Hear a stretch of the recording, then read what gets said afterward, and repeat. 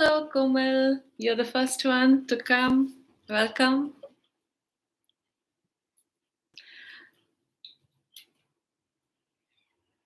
Hello, Richa. Hello, Shrimoy. Hello, Monu. Hi, Vani. Hi, Akanksha. Poonam. Pihu. So many look. Archana, Madhuri, Swati, Meera, Karnika. Finally, you're here, Karnika. Thank you. Meera, Sunshine, Subhashri. Happy birthday Monu.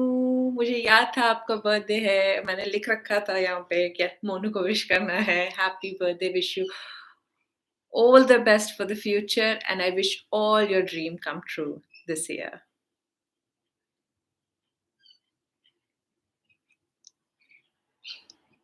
Hello Meenu Gupta. Hello Deepa. All right. So thank you so much Monu. अच्छा, अभी चूँकि कोमल first थी जिन्होंने live join किया है, मुझे तो कोमल आपको मैं एक ड्यूटी दे रही हूँ। आज जो मैंने लाइव प्लान किया है, वो इसके लिए प्लान किया है कि मैं कुछ चीज़ें आप लोगों के सामने क्लियर करूँ। तो मैं जब टॉपिक स्टार्ट करूँगी, मैंने हर एक टॉपिक को टाइमिंग्स दी है क्योंकि आज मैं लाइव आई हूँ 1 एंड अ हाफ आवर के लिए, तो मैं 1 आवर कुछ टॉपिक्स पे डिस्कस करने वाली हूँ और वो टॉपिक कोमल आपकी ज़िम्मेदारी है कि हेलो, हाय मधु, हाय माधव, हाय कविता। तो कोमल आपकी ज़िम्मेदारी है कि आप मुझे उस बीच में जब टाइमिंग खत्म होने लगेगी 5 मिनट पहले तो आप मुझे बताइएगा। मैं जब वो डिस्कस कर रही होंगी प्लीज़ कोई क्वेश्चन मत थ्रो कीजिएगा, क्वेश्चन आंसर राउंड हम थोड़ी देर बाद करेंगे क्योंकि ये बहुत इम्पोर्टेंट टॉपिक है, जिस पे मैंने जो आपके कमेंट्स मिले हैं उनको डिस्कस करूँगी उस बेसिस पे, क्योंकि मुझे लगा है इन सारी टॉपिक्स पे थोड़ी क्लैरिटी अभी नहीं आई है, तो मैं वो इसके लिए लिख के रखी हूँ। सो कोमल आप बताइए आप कर पाइएगा? कमेंट में करके बताइए। Hi Ritesh, hi Divya, hi Kavita, hi Meera, hi Asha, Lucy. Yes Lucy, I remember ho'oponopono. Awesome, thank you so much Komal, आपने रिप्लाई किया। तो कोमल मैं अभी हर एक टॉपिक को 15 मिनट टाइम दे रही हूँ और हमारे पास टोटल 6 टॉपिक है, ठीक है? तो आपको 10 से 15 मिनट 10 मिनट होगा तो आप प्लीज़ मुझे रिमाइंड कीजिएगा, मैम 10 मिनट हो रहे हैं, अब दूसरे टॉपिक पे आइए, ठीक है? और टॉपिक है पहले मैं डिस्कस करूँगी कॉन्ट्रास्ट, फिर अलाइनमेंट बिकॉज़ उसपे बहुत सारे सवाल आए थे। फिर मैं डिस्कस करूँगी रिलेशनशिप क्योंकि बहुत सारे कमेंट आए हैं रिलेशनशिप के ऊपर। अ, फिर मैं डिस्कस करूँगी करियर और जॉब क्योंकि वो भी बहुत हॉट टॉपिक है अभी मेरे चैनल पे सब पूछ रहे हैं मुझे ये करना है, मुझे वो करना है। और उसके बाद है मनी और लास्ट टॉपिक है गोल सेटिंग क्योंकि ये 2-3 कमेंट आए हैं मुझे 2022 को लेके, तो ये मैं डिस्कस करना चाहूँगी। तो जब मैं ये टॉपिक स्टार्ट करूँगी तो कोमल आपकी ज़िम्मेदारी है कि 10 मिनट हुए तो प्लीज़ एक मैसेज डाल दीजिएगा, मैम 10 मिनट हो गए। तो मैं नेक्स्ट 5 मिनट के अंदर वो टॉपिक खत्म करके दूसरे टॉपिक पे मूव करूँगी। ओके, अभी सबसे पहले मैं क्या शुरू करने वाली हूँ, मैं बताने वाली हूँ 2-3 अच्छे कमेंट जो मुझे चैनल पे आए और बहुत ज़्यादा स्टैंड आउट किए थे। पहला कमेंट लूसी आपका है कि आपने वो गुड मॉर्निंग अफ़र्मेशन सुना था और उसके बाद you are feeling good whole day, so that is really good, आपको अच्छा फ़ील हो रहा है अगर वो सुन के तो that's very good. Gratitude versus appreciate ma'am इसमें बहुत कन्फ्यूजन है, ठीक है मैं बताऊँगी। और प्रीतिश देसाई ने एक कमेंट डाला था कि जब वो मेरी एक वीडियो सुन रही थी उस वक़्त उनको जॉब ऑफ़र आया और 3 गुना सैलरी जितना उनका एक्सपेक्टेशन था उससे 3 गुना ज़्यादा सैलरी वाला जॉब ऑफ़र मिला। सो कांग्रेचुलेशंस प्रीति, आपको बहुत अच्छी बहुत-बहुत मुबारक हो।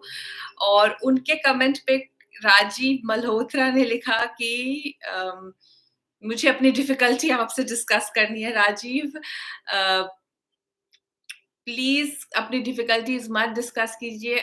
बहुत लगता है कि दूसरा आपको कोई आंसर ढूँढ के देगा। इस दुनिया में कोई भी इंसान आपको आपके क्वेश्चन का आंसर नहीं दे सकता है, सिर्फ़ गाइडेंस दे सकता है। तो आंसर आप दूसरों में मत ढूँढिए, आंसर अपने सोर्स से ढूँढिए। एंड वो मेनी, मेनी, मेनी कांग्रेचुलेशन प्रीति, आपको जॉब मिला, इसकी बहुत-बहुत बधाई हो। और भक्ति शाह ने लिखा था कि उन्होंने मेरा वो वीडियो सुना, उसमें बहुत सारे क्वेश्चन के उनको आंसर्स मिले, दैट्स रियली गुड भक्ति।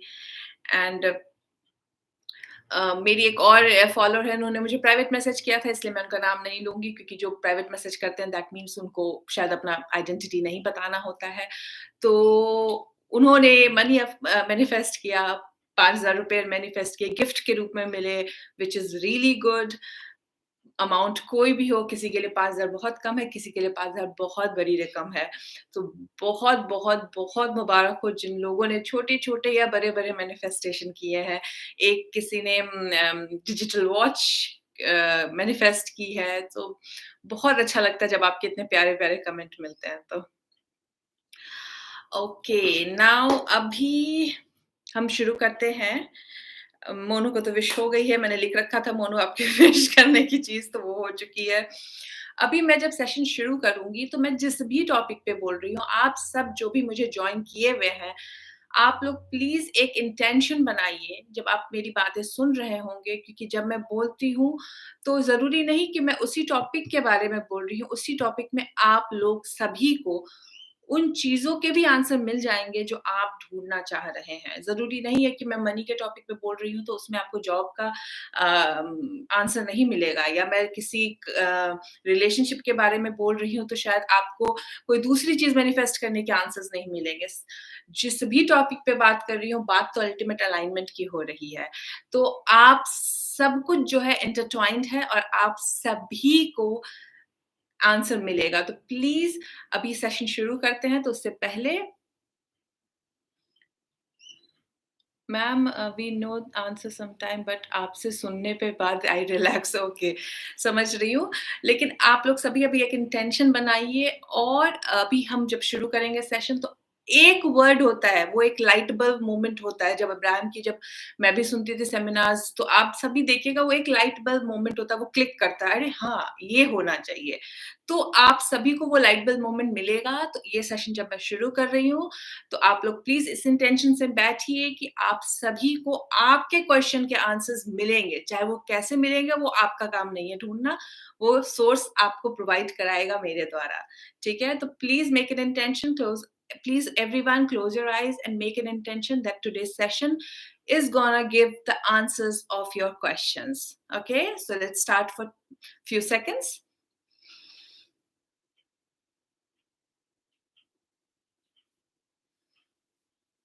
वाओ! बिलियनियर हर्ष आपने रोलेक्स वॉच मैनिफेस्ट कर दिया? Very good, congratulations. Arshi third party वाले टॉपिक पे थोड़ा गाइड कीजिएगा। अर्शी अभी मैं रिलेशनशिप के ऊपर बात करने वाली हूँ, उसमें सभी को सबके आंसर मिलेंगे। तो अभी क्वेश्चन्स को बंद करना है और सेशन शुरू करना है, तो आप लोग लिख भी रहे होंगे तो मैं नहीं पढ़ने वाली हूँ क्वेश्चन्स आपके अभी। क्योंकि इस वक़्त जब मैं टॉपिक शुरू करूँगी तो सब चीज़ अपने आप लोगों को लगेगा हाँ, ये मेरे क्वेश्चन का आंसर था, ठीक है? तो चलिए 10 मिनट बीत गए हैं, अभी स्टार्ट करते हैं। तो पहला टॉपिक है कॉन्ट्रास्ट बट उससे पहले इब्राहिम हमेशा बोलती है, इसलिए मैं भी बोल रही हूँ कि आप इस दुनिया में आए हैं, इस दुनिया में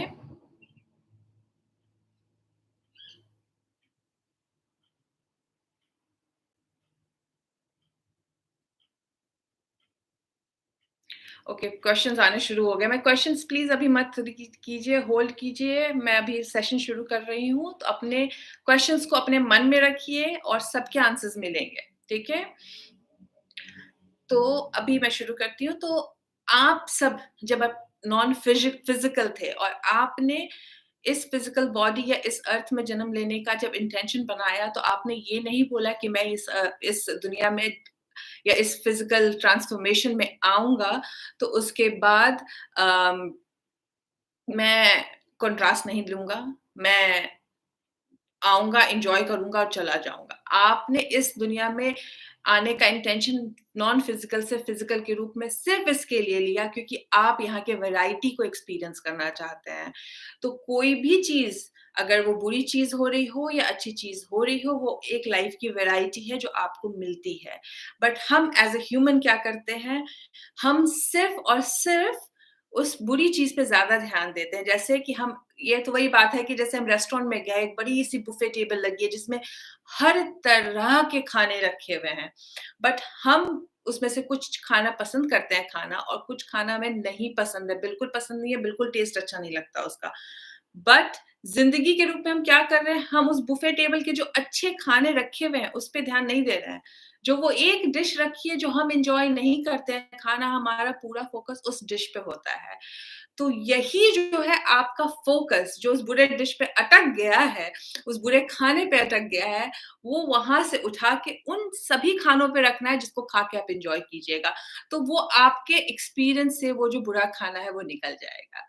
तो बेसिकली ये बुफ़े का एग्ज़ाम्पल मैंने इसके लिए दिया क्योंकि लाइफ़ यही है। हम अपनी प्रॉब्लम्स पे इतना ज़्यादा कॉन्सन्ट्रेट करके फ़ोकस करते हैं कि लाइफ़ की जो अच्छी चीज़ें हो भी रही हैं, उस पे नहीं ध्यान देते हैं और क्या होता है, बुरी चीज़ें और ज़्यादा मैनिफेस्ट होना शुरू हो जाती है। तो यही है कॉन्ट्रास्ट। और भी लोग जुड़ रहे हैं, थैंक यू सो मच। बहुत सारे लोग जुड़ गए हैं, बहुत अच्छा लग रहा है आप सभी को देख के। तो कॉन्ट्रास्ट के बारे में क्वेश्चन आया था, कॉन्ट्रास्ट होता क्या है? किन्हीं ने पूछा था। तो कॉन्ट्रास्ट कुछ भी नहीं है, अब्राहम प्रॉब्लम, बुरी चीज़, ये सब वर्ड यूज़ करना नहीं चाहती थी, तो इन्होंने क्या कहा? कॉन्ट्रास्ट कहा इस चीज़ को क्योंकि कोई भी जो कलर है, उसमें कॉन्ट्रास्ट क्या देता है? एक अलग एक्सपीरियंस देके जाता है। वैसे ही जो प्रॉब्लम जो अपनी लाइफ़ की दिक्कत या प्रॉब्लम समझते हैं, वो जो है वो कुछ भी नहीं है, वो कॉन्ट्रास्ट है, एक अलग एक्सपीरियंस आपको देके जा रहा है। तो कॉन्ट्रास्ट वर्ड जो हम यूज़ करते हैं बेसिकली ह्यूमन लैंग्वेज में या जो हम डेली यूज़ में यूज़ करते हैं कि मेरे साथ बुरा हुआ या कोई बुरी चीज़ हो गई या कोई बुरा एक्सपीरियंस हो गया, तो हम उसको कॉन्ट्रास्ट के रूप में बोलते हैं क्योंकि जब कॉन्ट्रास्ट बोलते हैं तो उसका जो वाइब्रेशन है, वो बहुत नॉर्मल रहता है और आप किसी कहिएगा मेरे साथ बुरा हो गया और आप पूरे दिन बुरा-बुरा बोल रहे हैं, तो क्या होगा? आप वही चीज़ अट्रैक्ट कीजिएगा जो आप रिपीट कीजिएगा। सो कॉन्ट्रास्ट यही है, ठीक है? सो अभी होपफुली कॉन्ट्रास्ट क्लियर हो गया होगा, अगर किसी को कॉन्ट्रास्ट क्लियर नहीं हुआ है तो प्लीज़ कमेंट कीजिए कॉन्ट्रास्ट क्लियर हुआ है या नहीं कि कॉन्ट्रास्ट क्या होता है? अब्राहम बार-बार कॉन्ट्रास्ट क्यों बोलती हैं? ओके, और भी लोग जुड़े हैं। सॉरी मैं अगर किसी का नाम भूल गई हूँ। हाँ, आकांक्षा ने लिखा है मैम हम सब आपके बहुत ओबीडिएंट स्टूडेंट हैं। हाँ, आकांक्षा मुझे लग रहा है thank you so much. Questions बंद हो गए सब हाय हेलो लिख रहे हैं। Deepika, Renu, Reema, Peehu, Madhuri okay. Thank you so much Sonu, आपको समझ आया। तो चलिए कोमल इसमें तो 10 मिनट नहीं लगे होंगे तो भी नेक्स्ट टॉपिक पे जाते हैं। ये क्वेश्चन बहुत आया था कि अलाइनमेंट में कैसे आए और अलाइनमेंट में है कि नहीं है ये कैसे पता चलेगा? तो जो अंग्रेज़ी वर्ड होता है अलाइनमेंट, कॉन्ट्रास्ट ये सब कोई बहुत ज़्यादा डिफरेंट नहीं है हिंदी वर्ड से। बेसिकली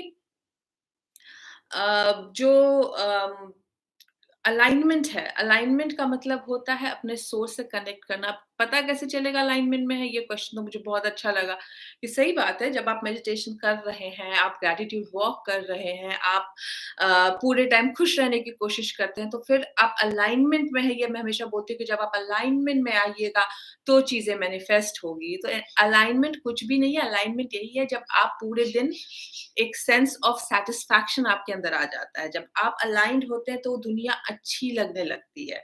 जब आप अलाइन्ड होते हैं तो किसी एक इंसान के बारे में भी आप बुरा नहीं सोचते। उनके बारे में भी नहीं जिन्होंने आपके साथ कभी किसी पास्ट में बुरा किया होगा।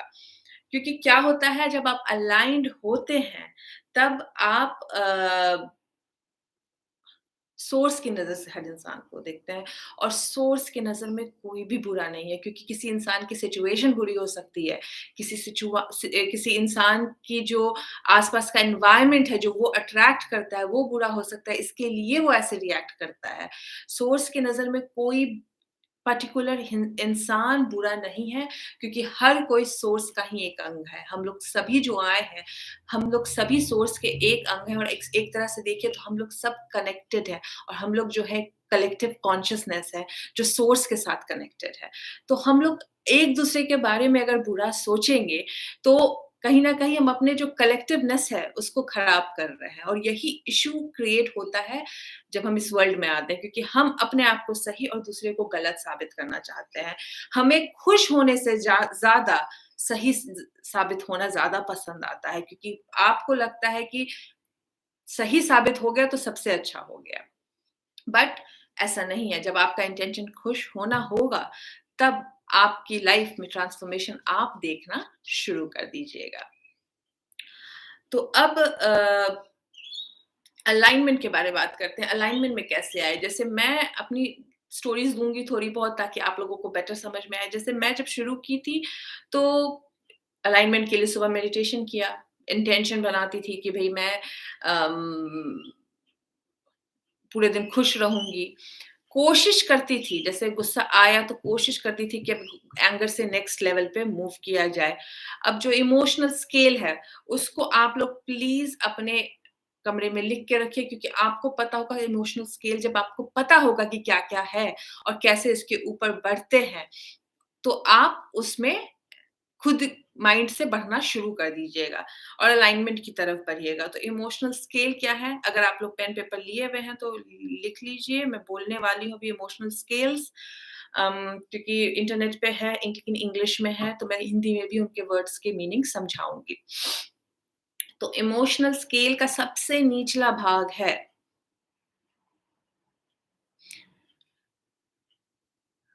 निचला भाग है फ़ियर, ग्रीफ, डिप्रेशन और पावरलेसनेस मतलब फ़ियर मतलब डर, आपको डर लगता है, आपको दुःख है किसी चीज़ का, आप डिप्रेशन में हैं, आप परेशान हैं बिल्कुल और आप एकदम पावरलेस फ़ील कर रहे हैं। तो ये सब जो है आपके इमोशनल स्केल की एकदम बॉटम वाला लेवल है, ये बिल्कुल 20वाँ लेवल है आप इसमें। उसके बाद है ऊपर आता है इनसिक्योरिटी, गिल्ट, अनवर्दिनेस और जैसे fear, grief, depression, despair, powerlessness आया आपकी लाइफ़ में, तो फिर आप उससे ऊपर कैसे आइएगा? अगर आप डर रहे हैं, तो आपको डर से ज़्यादा क्या फ़ायदा देगा? अगर आप बहुत ज़्यादा किसी चीज़ से डर रहे हैं, तो अगर आप अपने डर को चेंज करके कहिएगा नहीं मैं निडर हूँ, तो ये बहुत बड़ा जंप हो जाएगा आपके लिए। तो डर से बेटर क्या होगा आपके लिए? उस चीज़ का जो नेक्स्ट स्टेप होगा कि डर से ज़्यादा आपको उन चीज़ों के बारे में सोचना है कि जिस भी टॉपिक पे आप डर रहे हैं, फॉर एग्ज़ाम्पल कार चलाने के लिए डर लग रहा है, तो आप अगर ये सोचते हैं कि कोई बात नहीं मुझे डर लग रहा है, बट दुनिया में लोग काम यही कर रहे हैं, तो इसमें डरने की क्या बात है? तो एक थोड़ी रिलीफ़ मिलती है। जब आप रिलीफ़ मिलती है लेकिन आप अभी भी इनसिक्योर तो हैं, है कि नहीं? इनसिक्योर है क्योंकि डर पूरी तरह से गया नहीं है। लेकिन डर से ज़्यादा अच्छी फीलिंग क्या है? नेक्स्ट लेवल है इनसिक्योरिटी, गिल्ट, अनवर्दीनेस मतलब इनसिक्योर फील कर रहे हैं, आप असुरक्षित महसूस करते हैं, आप गिल्टी फील करते हैं कि आपको आपने आपसे कुछ गलती होगी क्योंकि ग्रीफ था पहला स्टेज, ग्रीफ का ऊपर का स्टेज आ जाता है गिल्ट, गिल्ट उसके बाद आप आ जाते हैं अनवर्दीनेस में आपको लगता है आप किसी काम के नहीं हैं, आपसे कुछ भी नहीं होता है। ये भी एक पड़ाव ही है अपने इमोशनल स्केल में ऊपर जाने का।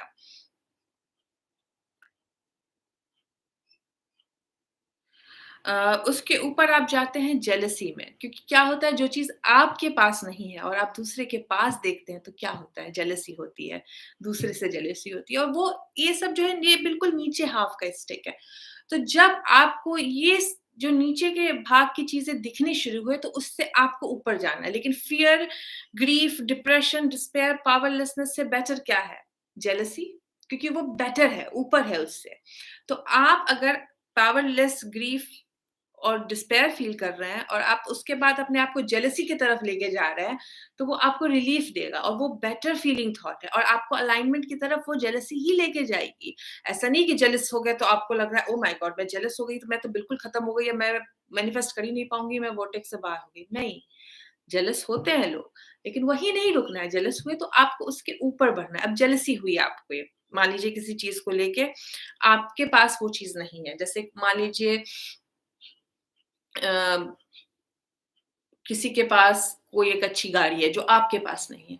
अब आपको उसकी गाड़ी को देख के जेलस हो रहा है। अब जेलस से क्या होगा आपको हेट्रेड रिलीफ़ देके जाती है उसके ऊपर, कि हेट्रेड जो है आपको उस गाड़ी से नफ़रत हो जाएगी या उस गाड़ी के ओनर से नफ़रत हो जाएगी। उसके पास वो गाड़ी है, मेरे पास नहीं है, मुझे उस गाड़ी के ओनर से नफ़रत है। नफ़रत रिलीफ़ देता है जेलसी से आपको।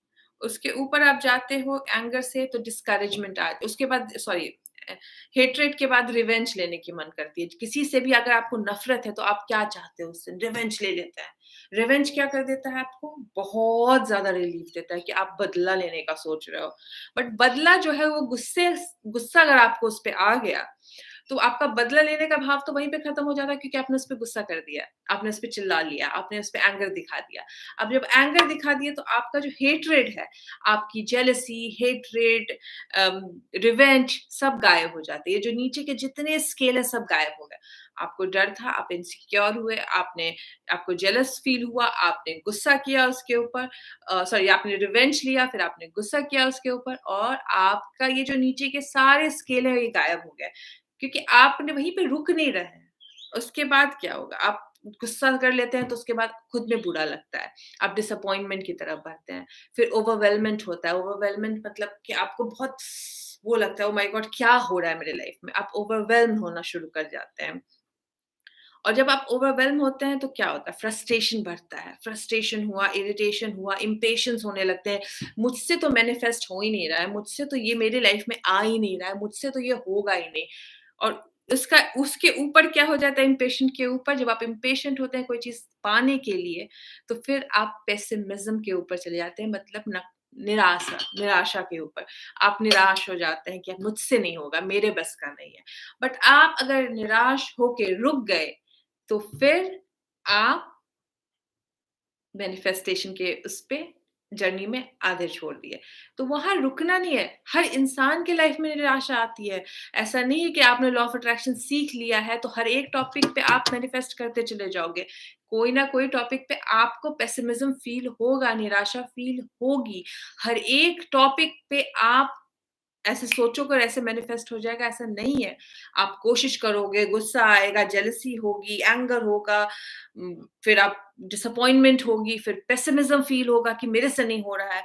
बट आप जब उस पेसिमिज़्म से बोर होने की तरफ जाओगे क्योंकि आप कितने दिन निराशावादी रहोगे, कितना दिन बुरा सोचोगे, कितने दिन खुद को कोसोगे, तो आप क्या होगे, बोर होने लगोगे। तो इसके लिए ये जो है दिन का फ़ासला आपको मिनटों में तय करना है। ये जो इमोशनल स्केल है जो पहले आप महीनों, दिनों के हिसाब से करते थे, वो आपको मिनटों में कंटिन्यू करना है। आपने बोर हुआ, आपने आगे बढ़ा, ऐसे करना है। तो क्या है पेसिमिज़्म के बाद आपको क्या होता है, संतोष लाना पड़ता है और यहाँ जहाँ आप कंटेंटमेंट पे आए ना, कंटेंटमेंट से आपकी वो आप हायर स्केल पे आना शुरू हो जाते हैं। यहाँ तक निराशा तक तो आप लोअर स्केल पे हैं, लेकिन निराशा के बाद आप जब संतोष की तरफ बढ़ते हैं, जब आपको लगता है कि जो है अच्छा है, जैसा है अच्छा है, मैं इसी हाल में खुश हूँ। जब ये वाला स्टेज आपकी लाइफ में आता है, जब आपको संतोष हो जाता है लेकिन होप नहीं छोड़ते हैं, ड्रीम नहीं बंद कर रहे हैं। जब आप संतोष की तरफ बढ़ गए हैं, तो वहाँ से आप हायर स्केल पे आ गए और फिर आपकी लाइफ में बस आपको थोड़ा-सा पुश करना है। जहाँ संतोष आया तो उसके बाद होपफुल हो जाते हैं इंसान। क्योंकि संतोष आने के साथ आप कभी भी अपने ड्रीम को तो छोड़ नहीं रहे हैं, सेटल तो हो नहीं रहे हैं, आपने तो होपफुल बना ही रहना है। संतोष के साथ जब होपफुलनेस आ जाता है, तो ये अल्टीमेट कॉम्बिनेशन है कि मैं जहाँ हूँ, वहाँ खुश हूँ और मैं अपनी लाइफ को आगे अच्छा करने के लिए भी इच्छुक हूँ। और जब होपफुल और कंटेंटमेंट का कॉम्बिनेशन होता है और जब आशा का जन्म होता है उससे, क्योंकि आप जब होपफुल हैं और कंटेंट हैं तो आप ऑप्टिमिस्टिक होते हैं, आप अपनी ज़िंदगी की तरफ अच्छा सोचते हैं। और जब आशा का क्रिएशन होता है तब तो क्या होता है, पॉज़िटिव एक्सपेक्टेशन क्रिएट होती है, एंथुसियाज़्म आता है कि अब तो होने ही वाला है और तब आप पैशन फ़ॉलो करने लगते हैं, तब जॉय आता है जो हमारा अल्टीमेट एम है। तो ये है इमोशनल स्केल और यही हर एक टॉपिक पे आपको हर एक दिन फॉलो करना है। जैसे सुबह उठे अगर आपको एंगर आ रहा है, तो एंगर से बेटर क्या फीलिंग होगी उसकी तरफ रीच करना है। और कैसे फील करेंगे आप अलाइनमेंट में हैं? जब आपको चिड़िया का चहचहाना पसंद आएगा, जब आप चलिएगा और आप खुश फील कीजिएगा, खुद में संतोष फील होगा, तो आप समझिए आप अलाइनमेंट में हैं। और कई बार होता था मैं जब बेटी के साथ रहती थी और मुझे लगता था कि मैं आई एम आउट ऑफ वॉर्टेक्स और परेशानी आती थी लाइफ में जब शुरू-शुरू में फ़ॉलो करने लगी थी। तो मैं अपनी बेटी को बोलती थी, "oh! I am out of vortex." तो मेरी छोटी-सी बच्ची थी, वो आके मुझे हग करती थी, "अच्छा mama hug me, you will be in your vortex." तो वो जो हग था, वो 2 सेकंड का जो मुझे वो हग करती थी, आकर बोलती थी, "mama are you in your vortex?" तो उसकी क्यूट साउंड से मैं वॉर्टेक्स में चली जाती थी। उसके क्यूट आवाज़ से मैं अलाइन्ड हो जाती थी और मेरा मूड अच्छा हो जाता। तो बेसिकली आप कैसे समझिएगा आप अलाइन्ड हैं, आप अच्छे मूड में रहिएगा जब आप अलाइन्ड हैं। और अगर मूड खराब हुआ तो इसका ये मतलब नहीं है कि आप वापस मूड अच्छा नहीं कर सकते हैं। कोशिश करनी है बेटर फीलिंग थॉट की तरफ रीच करने का।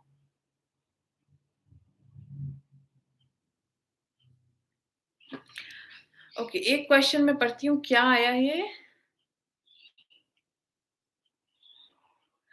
अ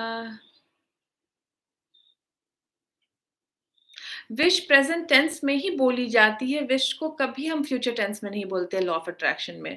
तो मैं आपको कैसे लिखना है, क्या लिखना है वो बताऊँगी, मैं कुछ टॉपिक टच कर रही हूँ क्योंकि मुझे जो आपके कमेंट्स थे उससे पता चल रहा था कि इन सब टॉपिक्स पे क्लैरिटी नहीं है अभी भी वीडियोज़ देखने के बाद भी। दूसरा है अलाइनमेंट क्लियर हो गया, आप लोगों को समझ में आ गया कैसे पता चलेगा आप अलाइन्ड हैं? आप जब अपने मूड को जाँचेंगे और आप ज़्यादा समय 24 घंटे कोई खुश नहीं रह सकता है। आप ज़्यादा समय खुशहाली की तरफ बिता रहे हैं और कम समय लोअर लेवल के इमोशनल स्केल की तरफ बिता रहे हैं, तो आप अलाइनमेंट में हैं। ठीक है? मैम अगर ग्रैटिट्यूड करें तो मैनिफेस्ट जल्दी होता है क्या? देखिए कोई भी पॉज़िटिव चीज़ कीजिए तो बहुत जल्दी मैनिफेस्ट होता है। ग्रैटिट्यूड कीजिए, पॉज़िटिव अफ़र्मेशंस लिखिए, जो भी चीज़ के लिए आप खुश होइएगा बेसिकली यूनिवर्स आपको उन सारी चीज़ों से जोड़ता चला जाएगा।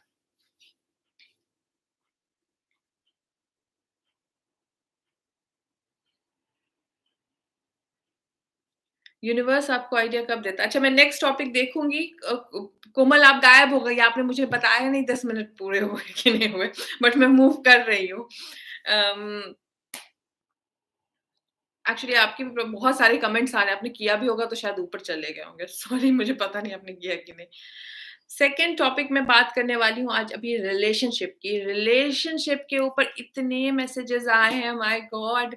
मैम मेरे रिलेशनशिप में प्रॉब्लम है, मुझे रिलेशनशिप से अलग होना है, मुझे अपने स्पेशल को मैनिफेस्ट करना है, मुझे सिर्फ़ शादी करनी है।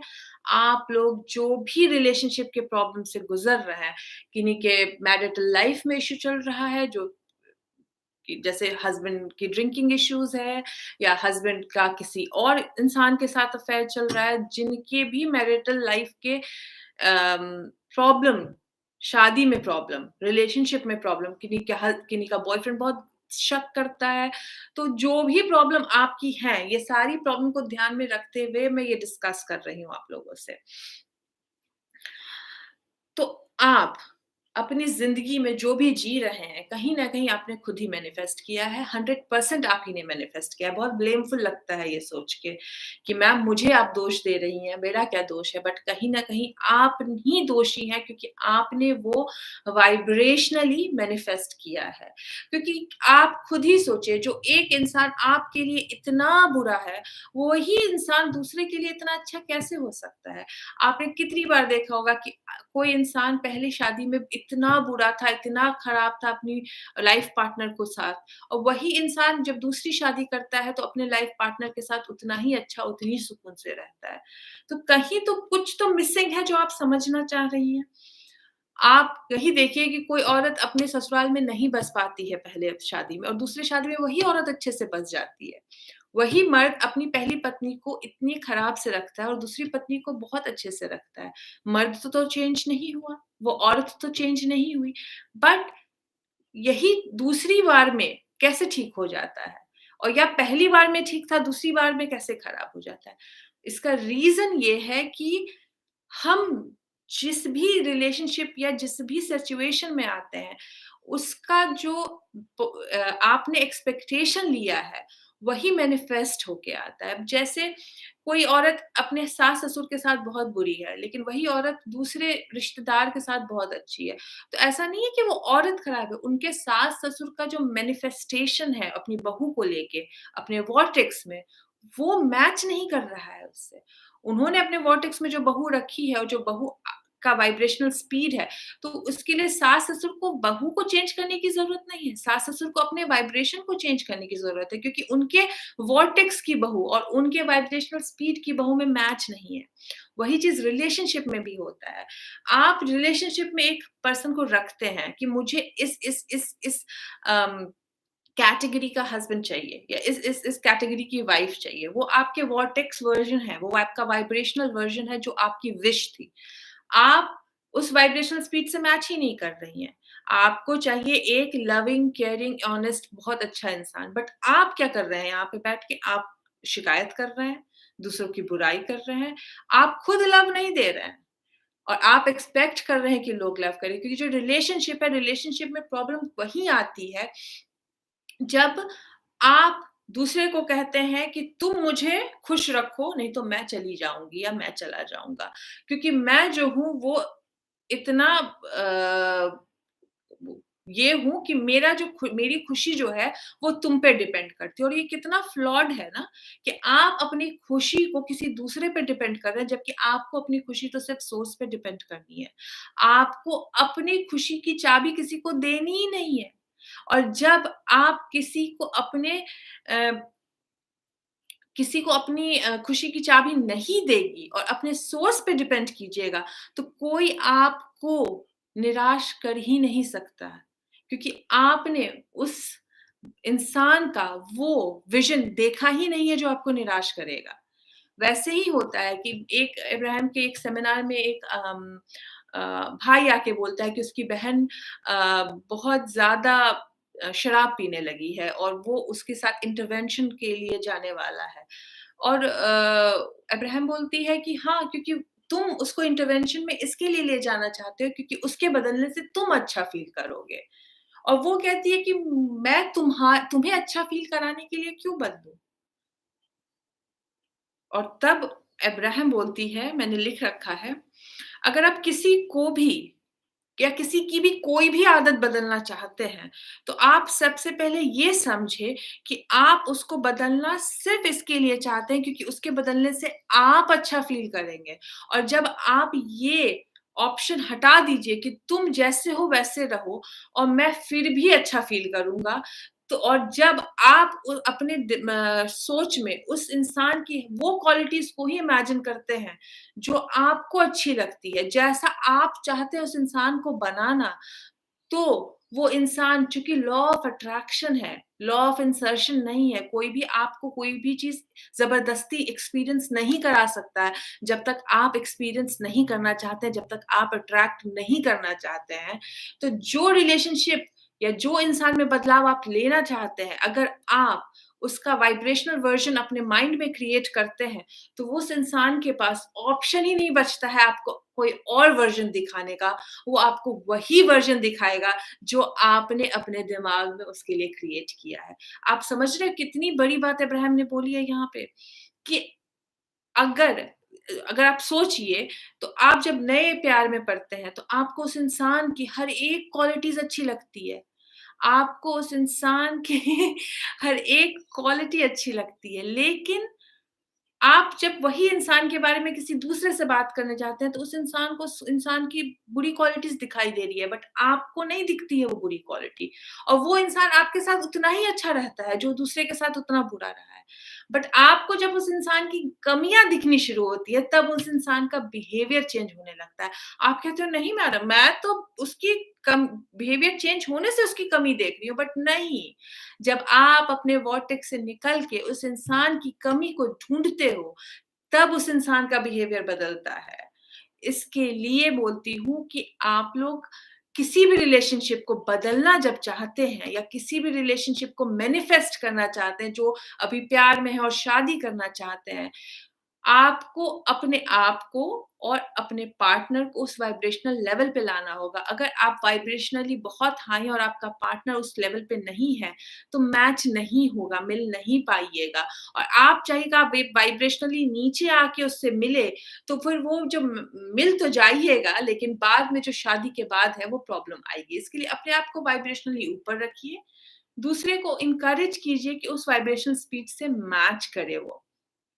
और जो भी अपने पार्टनर, लाइफ पार्टनर किसी भी सिचुएशन को बदलना चाहते हैं, ये सिर्फ़ रिलेशनशिप में नहीं है, आप अपनी लाइफ में भी करके देखिए। आप जो भी सिचुएशन बदलना चाहते हैं, उसका एक वाइब्रेशनल एक्सपेक्टेशन बनाइए, उसका एक वाइब्रेशनल वर्ज़न बनाइए, उस चीज़ को आप विज़ुअलाइज़ कीजिए कि मुझे वही चीज़ देखनी है उस इंसान में। वो कहते हैं ना, माँ अंधी होती है क्योंकि माँ अपने बच्चों की कोई बुराई नहीं देखती। तो माँ के साथ वो बच्चे अच्छे भी रहते हैं। जिस माँ को अपने बच्चे की बुराई क्यों नहीं दिखती? क्योंकि वो सोर्स की नज़र से उसको देखती है। आपको वही सोर्स की नज़र से देखना है और देखना है कि आप जब उसको वो वाली फीलिंग्स दीजिएगा, तो सामने वाला बदलता है। अगर आपकी लाइफ में लाइफ पार्टनर आपसे छोड़ के आप अपनी शादी बचाना चाहते हैं और किसी और के पास चला गया है, तो आपको शादी के पहले टाइम में जब आप खुश थे, जिस वक़्त आप खुश थे, उस चीज़ को सोचना है। आपको अपने मन में उस इंसान के साथ आप कैसी लाइफ बिताना चाहते हैं, वैसा इमेजिन करके सिर्फ़ वही क्वालिटीज़ पे ध्यान देना, उन क्वालिटीज़ पे बिल्कुल ध्यान नहीं देना है जो आपके साथ बुरा हो रहा है। और उस इंसान को ब्लेस करना है, क्योंकि ब जब आप किसी को ब्लेस करते हैं, जब आप किसी के बारे में अच्छा सोचते हैं, तो लॉ ऑफ अट्रैक्शन उसको खींच के लाता है आपके पास। आपसे बच के जा ही नहीं सकता अगर आप उसको प्यार दे रहे हैं तो। और वही चीज़ होती है नए रिलेशनशिप में भी, वही चीज़ होती है जब आप शादी मैनिफेस्ट करना चाहते हैं। आपको अगर कोई इंसान है लाइफ में, तो आपको उस इंसान को अपनी लाइफ का अल्टीमेट गोल मानना है, लेकिन आपको जो आपने वाइब्रेशन वॉर्टेक्स में डाल रखा है उस इंसान की क्वालिटीज़, वो इंसान भी उससे मैच होना चाहिए, तभी वो आपको मिलेगा। इसके लिए अगर किसी के पेरेंट्स अपोज़ कर रहे हैं, किसी के फैमिली में दिक्कत आ रही है कि मैं शादी के लिए रेडी नहीं है, उन लोगों को मैं बोलती हूँ, अभी आपको किसी को ना नहीं कहना है। अगर पेरेंट्स रिश्ता ढूँढ रहे हैं और आप शादी करना नहीं चाहती हैं, तो आप अपने वाइब्रेशन में उस चीज़ को एक्टिव कीजिए ही नहीं। आप अगर अपने वाइब्रेशनल स्पीड में सॉरी आप अपने वाइब्रेशन में किसी दूसरे से शादी करना एक्टिव करोगे ही नहीं, तो आपकी शादी कैसे होगी किसी दूसरे से? अगर आप अपने वाइब्रेशन में शादी ही एक्टिव नहीं करोगे, तो शादी कैसे होगी? लाख ढूँढ ले, लाख लोग रिश्ता ढूँढ ले, शादी हो ही नहीं सकती। आप जब तक नहीं चाहोगे, आपके साथ कुछ भी बुरा नहीं हो सकता है।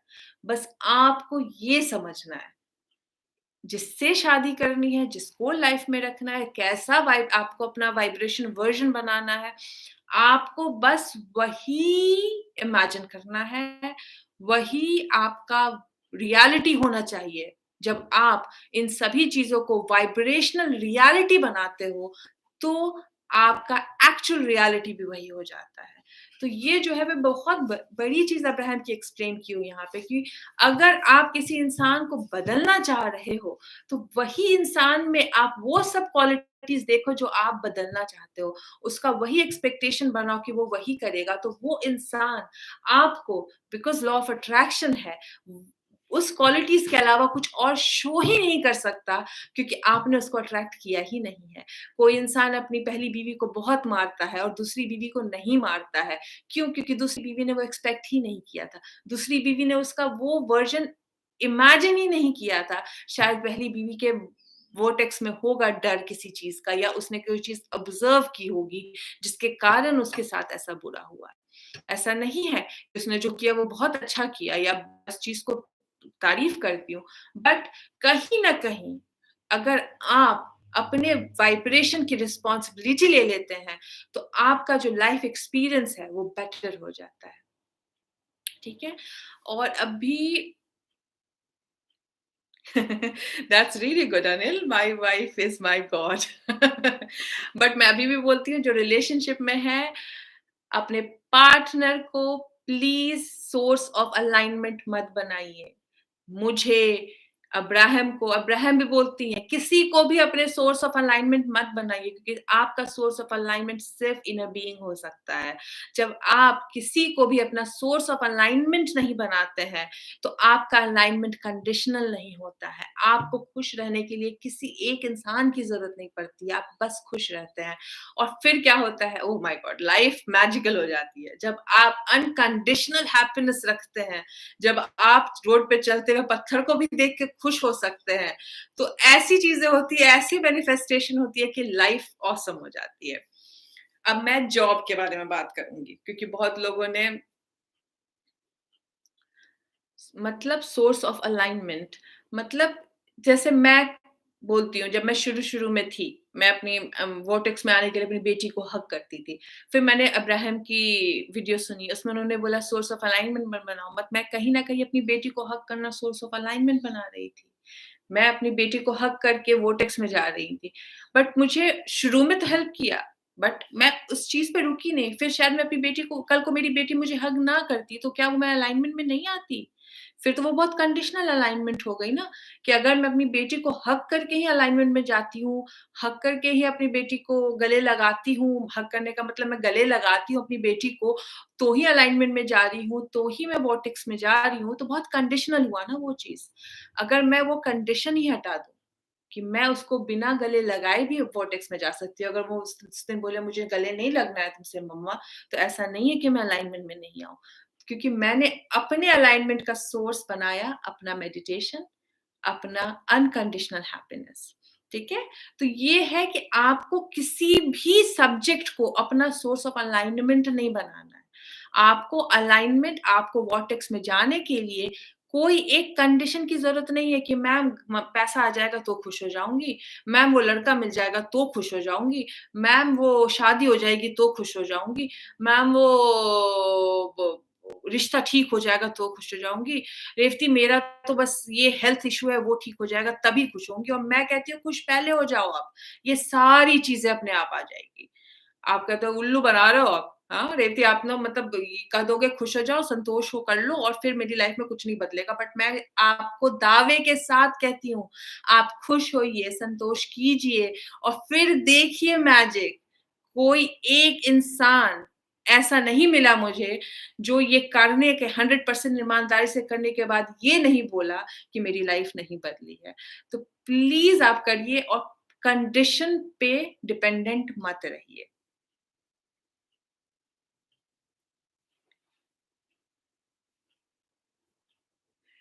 अच्छा, ये क्वेश्चन मैं जवाब ज़रूर देना चाहूँगी। Why to take inspired action when everything can be manifested by being happy, appreciated, everything and ग्रै एवरीथिंग एंड ग्रैटिट्यूड। अ, आइस क्या नाम है? इनाम, सॉरी मैं आपका नाम प्रोनाउंस नहीं कर पा रही हूँ। इनम शायद नाम है। अ, देखिए, आप ये जो वर्ल्ड है, ये एक्शन ओरिएंटेड ही है, कहीं न कहीं और अब्राहम कभी भी ये नहीं बोलती कि आपको एक्शन नहीं लेना है या एक्शन लेने की ज़रूरत नहीं है। एक्शन तो नहीं लीजिएगा तो फिर आप पैदा हुए हैं तो वर्ल्ड में तो आप क्या एक सोफ़े पे पूरे दिन बैठे रहिएगा तो एक्शन तो लेना ही पड़ेगा। लेकिन एक्शन कब लेना है? स्ट्रगल किसमें कम होगा आपको? लाइफ़ कैसे स्मूथ बीतेगी? ये आपको अलाइनमेंट प्रोवाइड कराता है। आप अगर एक्शन लेते हैं और उस वक़्त आप आउट ऑफ अलाइनमेंट हैं, आउट ऑफ वॉर्टेक्स हैं। जो लोग नए हैं इस फ़ोरम पे, वॉर्टेक्स ये है, अलाइनमेंट क्या है? अपने हैप्पी मूड में रहना और कुछ भी नहीं है। वॉर्टेक्स क्या है? जब आप अपने आप को बिल्कुल अच्छे मूड में रखते हैं, किसी की शिकायत नहीं करते हैं, कभी किसी का बुरा नहीं सोचते हैं, तो आप वॉर्टेक्स में हैं। जब आप एप्रिशिएट करते हैं लोगों को, चीज़ों को, इस दुनिया को, दुनिया की हर एक चीज़ को, तो क्या होता है जब इंस्पायर्ड एक्शन लेते हैं, तो आपको लगेगा ही नहीं कि आपने एक्शन लिया है।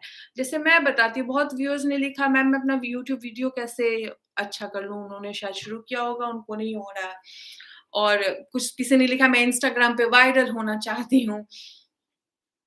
अभी मैं आपको इंस्पायर्ड एक्शन बताती हूँ।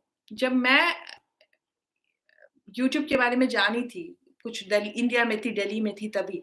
तो मुझे मेरी बेटी देखती थी वो टॉय रिव्यूज़ चैनल, और मुझे लगा ये बढ़िया है, बच्चे खिलौने से खेल भी लेंगे और पैसे भी आ जाएँगे, क्योंकि तभी मुझे पता नहीं था कि यूट्यूब पे कितना मिलता है, नहीं मिलता। शुरू में तो लगता है इंसान बहुत कमाता है यूट्यूब से। तो अ, मैंने ना यूट्यूब उस वक़्त मैं वॉटेक्स में थी नहीं, मैं अलाइनमेंट में थी नहीं। मैंने यूट्यूब का चैनल खोल दिया और बड़ी मेहनत करती थी। सबके वो उस पे जाके मैसेज करती थी कि भई कहते हैं ना दूसरे के यूट्यूब चैनल पे जाके कमेंट्स डालो, उसको सब्सक्राइब करो तो वो तुमको सब्सक्राइब करेंगे। पूरे टाइम वीडियो डालती थी, वो जो भी नया ट्रेंडिंग म्यूज़िक है वो डालती थी। और एंड में क्या हुआ, मेरा चैनल मोनेटाइज़ तो हुआ नहीं, और मेरी बेटी भी चिढ़ गई, मुझे नहीं करना, खत्म हो गई वो कहानी। चूँकि मैं अलाइन्ड नहीं थी, तो ना तो मेरा यूट्यूब मोनेटाइज़ हुआ, ना, और सबसे बड़ी बात थी कि वो मेरा पैशन था ही नहीं। मैं तो सिर्फ़ इस इंटेंशन से कर रही थी कि लोग पैसे कमाते हैं। तो जब आप अपने लाइफ़ पर्पस को नहीं समझते हैं और सिर्फ़ इसके लिए एक्शन लेते हैं क्योंकि बाकी कर रहे हैं, चूँकि आपको आपको करना नहीं है, आपको सिर्फ़ इसके लिए करना है क्योंकि पैसा आएगा, तो आप कहीं न कहीं ये लिमिटिंग बिलीफ डाल रहे हैं अपने अंदर में कि पैसा सिर्फ़ एक सोर्स से आता है, जबकि पैसा आने के बहुत रास्ते हैं। आज आज की जो 21st सेंचुरी में अगर आप देखिए, 22nd सेंचुरी एक्चुअली आने वाली है, आप देखिए कितने अनलिमिटेड रास्ते हैं पैसा कमाने के। क्या आज से 20 साल पहले कोई सोचता था कि लोग इंटरनेट से इतना पैसा कमाएँगे? कोई ये सोचता था घर बैठे पैसे आएँगे? लेकिन आज कितने अनलिमिटेड पैसे कमाने के ज़रिए बन चुके हैं। तो ये जो लिमिटिंग बिलीफ थी कि सिर्फ़ एक ट्रेडिशनल नौकरी करके ही लोग पैसे कमाते हैं, आज वो चीज़ टूटी है। कहाँ से टूटी है? यहीं से टूटी है ना। तो वही कहते हैं, जब आपका बिलीव पावर बढ़ता है, तो अपने आप मैनिफेस्ट होने लगता है। अब मैं अलाइनमेंट में हूँ, मैं मेडिटेशन करती हूँ, मैं वॉटेक्स में रहती हूँ, मैं हर सिचुएशन में खुश रहती हूँ। ये हुआ तो भी अच्छा, ये नहीं हुआ तो और भी अच्छा होने वाला है। तो क्या होता है, अभी मैंने यूट्यूब 1 महीना पहले चालू किया है, और मैंने इस इंटेंशन से भी नहीं चालू किया था कि मुझे इससे कमाना है, क्योंकि मेरे कमाई के ज़रिए ऑलरेडी यहाँ पे बहुत अच्छे से चल रहा है। मैंने सिर्फ़ इसके लिए शुरू किया था क्योंकि कानिका ने मुझे बोला था उनको हिंदी वीडियो सुननी है, और मुझसे वो इंस्टाग्राम पे कनेक्टेड थी, और मुझे लगा कि चलो ठीक है, I will do something, because मुझे इतनी हेल्प मिली यूट्यूब से। जैसे मेरी लाइफ़ बदली यूट्यूब से, उस तरह अगर मैं ये करके किसी की भी लाइफ़ बदल सकूँ, एक इंसान की भी बदल सकूँ, तो मेरे लिए बहुत ही रिवॉर्डिंग होगा वो चीज़। मैंने चालू किया, ना मैंने कभी किसी को बोला सब्सक्राइब करने के लिए, ना मेरी किसी वीडियो में आप देखिएगा कि मैं किसी को बोल रही हूँ प्लीज़ लाइक और सब्सक्राइब का बटन दबाइए। ना मैं किसी चैनल पे जाके किसी को सब्सक्राइब की, ना कहीं मैंने मैसेज डाला, और देखिए अलाइन्ड एक्शन क्या होता है। अपने आप मोनेटाइज़ हो गया, मुझे कुछ नहीं करना पड़ा। मैं सिर्फ़ 15 से 20 मिनट जाती थी, बोलती थी अब्राहम की जो वीडियोज़ हैं, और आप लोगों ने सब जॉइन किए मुझे। यही डिफ़रेंस है अलाइन्ड एक्शन में और वोर्टेक्स के बाहर किए हुए एक्शन में, चीज़ें स्मूथ हो जाती है। अभी मैं जॉब की बात करने वाली हूँ, क्योंकि उसके बाद मुझे आप लोगों को विज़न बोर्ड, डिक्लेरेशन और ये सब बताना है, तो प्लीज़ अभी मैं शुरू करती हूँ ये बात। अम, जॉब, किन्हीं को गवर्नमेंट जॉब चाहिए, किन्हीं को घर के पास में नौकरी चाहिए, किन्हीं को टीचर बनना है, किन्हीं को बहुत सारी चीज़ें हैं, जॉब करनी है, किसी का बिज़नेस नहीं चल रहा है। तो जितने भी लोग जॉब ढूँढ रहे हैं, पहले तो आप ये बताइए कि आपको जॉब क्यों करना है? पैसे के लिए करना है? अगर आपका सोल पर्पस सिर्फ़ पैसा कमाना है, तो आप उस चीज़ को बदलने की कोशिश कीजिए, क्योंकि जॉब जो है, या वो गवर्नमेंट जॉब हो, गवर्नमेंट जॉब इसके लिए करना है क्योंकि आपको सेंस ऑफ सिक्योरिटी मिलती है गवर्नमेंट जॉब में, जो प्राइवेट में नहीं मिलती है, या प्राइवेट जॉब को हम नीचे समझते हैं, या गवर्नमेंट जॉब को आप ऊँचा समझते हैं, या सोसाइटी में आपकी जो वैल्यू बढ़ जाएगी, जो भी रीज़न है आपकी लाइफ़ में। पहले तो आपको ये जानना है कि क्या वो आप सच में चाहते हैं या कोई और चाहता है, इसके लिए चाहते हैं। अगर जो भी प्रोफ़ेशन आपको मैनिफेस्ट करना है, वो आपकी इच्छा है और सारी जो भी रीज़न है, वो पॉज़िटिव है। सिर्फ़ पैसा ओरिएंटेड नहीं है, इसके लिए करना चाहते हैं क्योंकि आप वो हमेशा से करना चाहते थे, इसके लिए करना चाहते हैं क्योंकि वो जॉब आपको इंस्पायर करता है, इसके लिए करना चाहते थे क्योंकि चाहते हैं क्योंकि वो करके आपको शायद अपनी मैनिफेस्टेशन पावर प्रूव करने का मौका मिलेगा, व्हिच इज़ वेरी गुड। अपने मैनिफेस्टेशन पावर को प्रूव करना कहीं से बुरा नहीं है।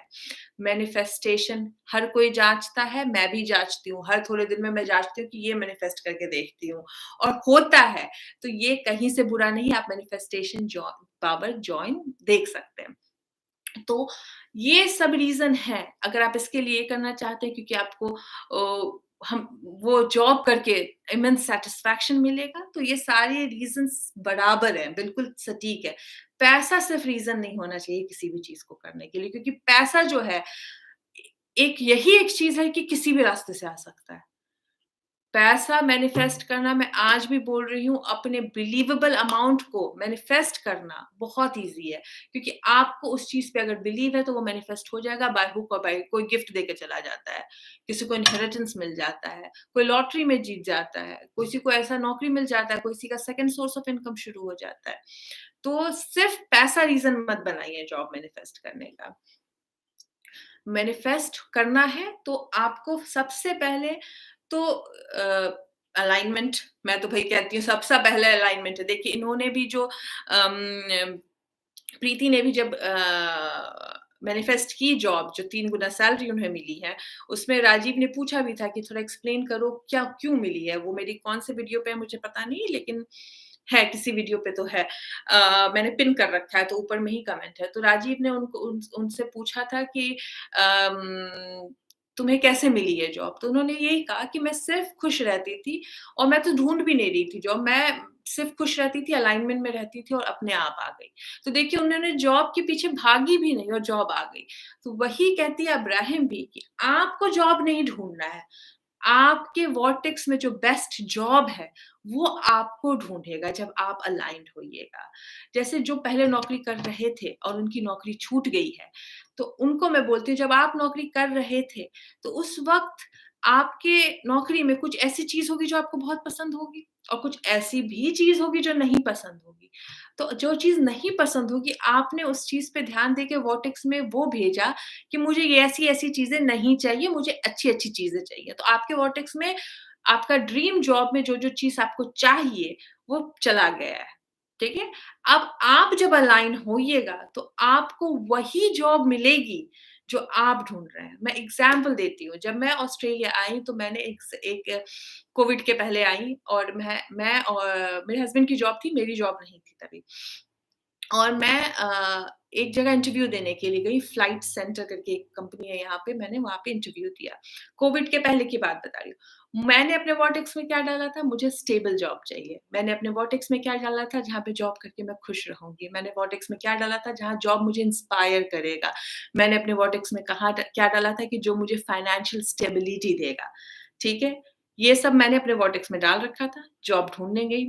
फ्लाइट सेंटर में इंटरव्यू दिया, पहला राउंड क्लियर हुआ, सेकंड राउंड क्लियर हुआ, थर्ड राउंड में मुझे रिजेक्शन आ गया। मैं घर आ गई, मेरी रिजेक्शन हो गया। मैंने कहा चलो कोई नहीं, ये रिजेक्ट हुआ है, कुछ अच्छा होगा। मैं अब यही मोड में रहती हूँ। कुछ भी अगर बुरा हुआ तो वो बुरा हुआ ही नहीं है क्योंकि वो मेरा वर्टेक्स का मैच नहीं था इसके लिए नहीं हुआ है। अब जो होगा वो मेरे वर्टेक्स से मैच करता हुआ मुझे मिलेगा। तो अब लाइक मैं फ्लाइट सेंटर में नहीं हुआ, सेम मेरे हस्बैंड ने भी एक इंटरव्यू दिया था क्वांटस में क्योंकि जहाँ थे उससे बेटर जॉब ढूँढता है हर इंसान। उन्होंने क्वांटस में अप्लाई किया था, क्वांटस यहाँ का एयरलाइन्स कंपनी है, ऑस्ट्रेलियन एयरलाइन्स कंपनी है।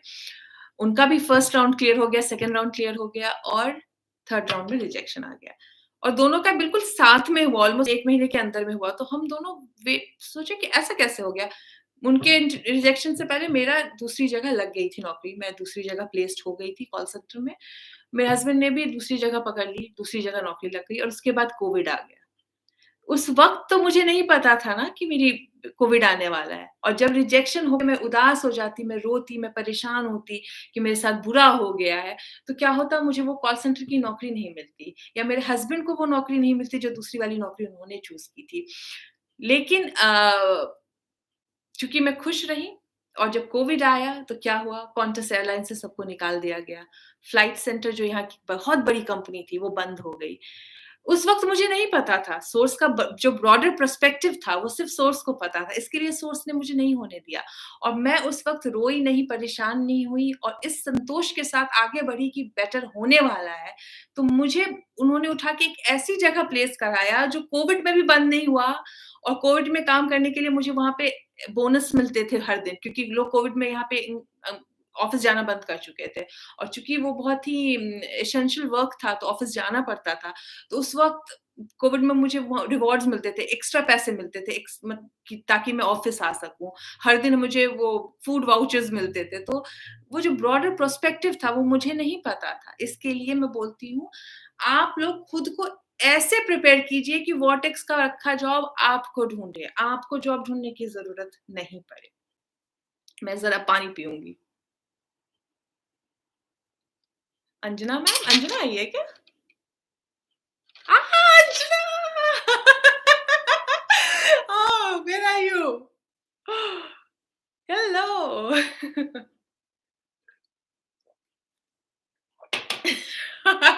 That was that was a surprise, Anjana मुझे नहीं पता था कि आप आए हो।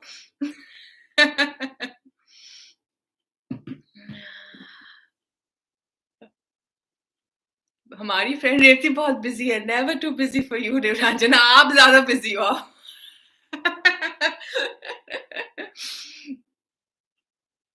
आप फ़ोन कर रहे हो?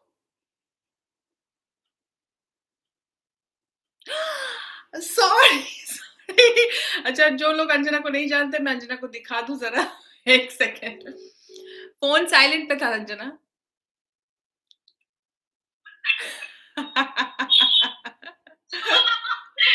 मज़ा आ गया रेवती, मज़ा आ गया तुम्हारा सेशन देख के।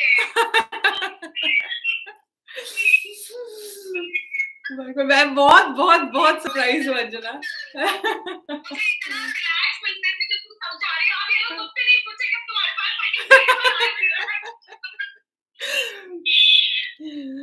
गुरु जो होते हैं ना अंजना, जब स्टूडेंट रेडी होता है तो गुरु अपने आप प्रकट हो जाते हैं, वो बोलते हैं ना लोग। तो हर इंसान कितना भी कोई सिखा दे, हर इंसान के पास एक डिफरेंट गुरु मौजूद होता है और हर इंसान को कनेक्ट करने के लिए। कितना मज़ा आ रहा है, पता है कितना मज़ा आ रहा है तुम्हारा सेशन देख के।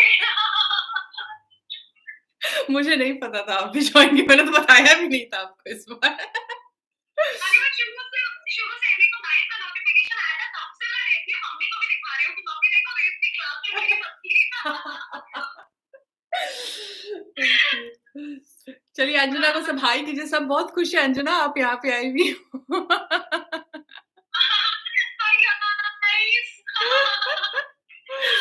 लव यू गाइस और you are at the right window और जो रेवती सिखा रही है बस वही सीख सीख के हम दोनों ने बहुत कुछ मैनिफेस्ट कर लिया। सो जो वो बोल रही है बस वो मानते जाओ, दैट्स इट।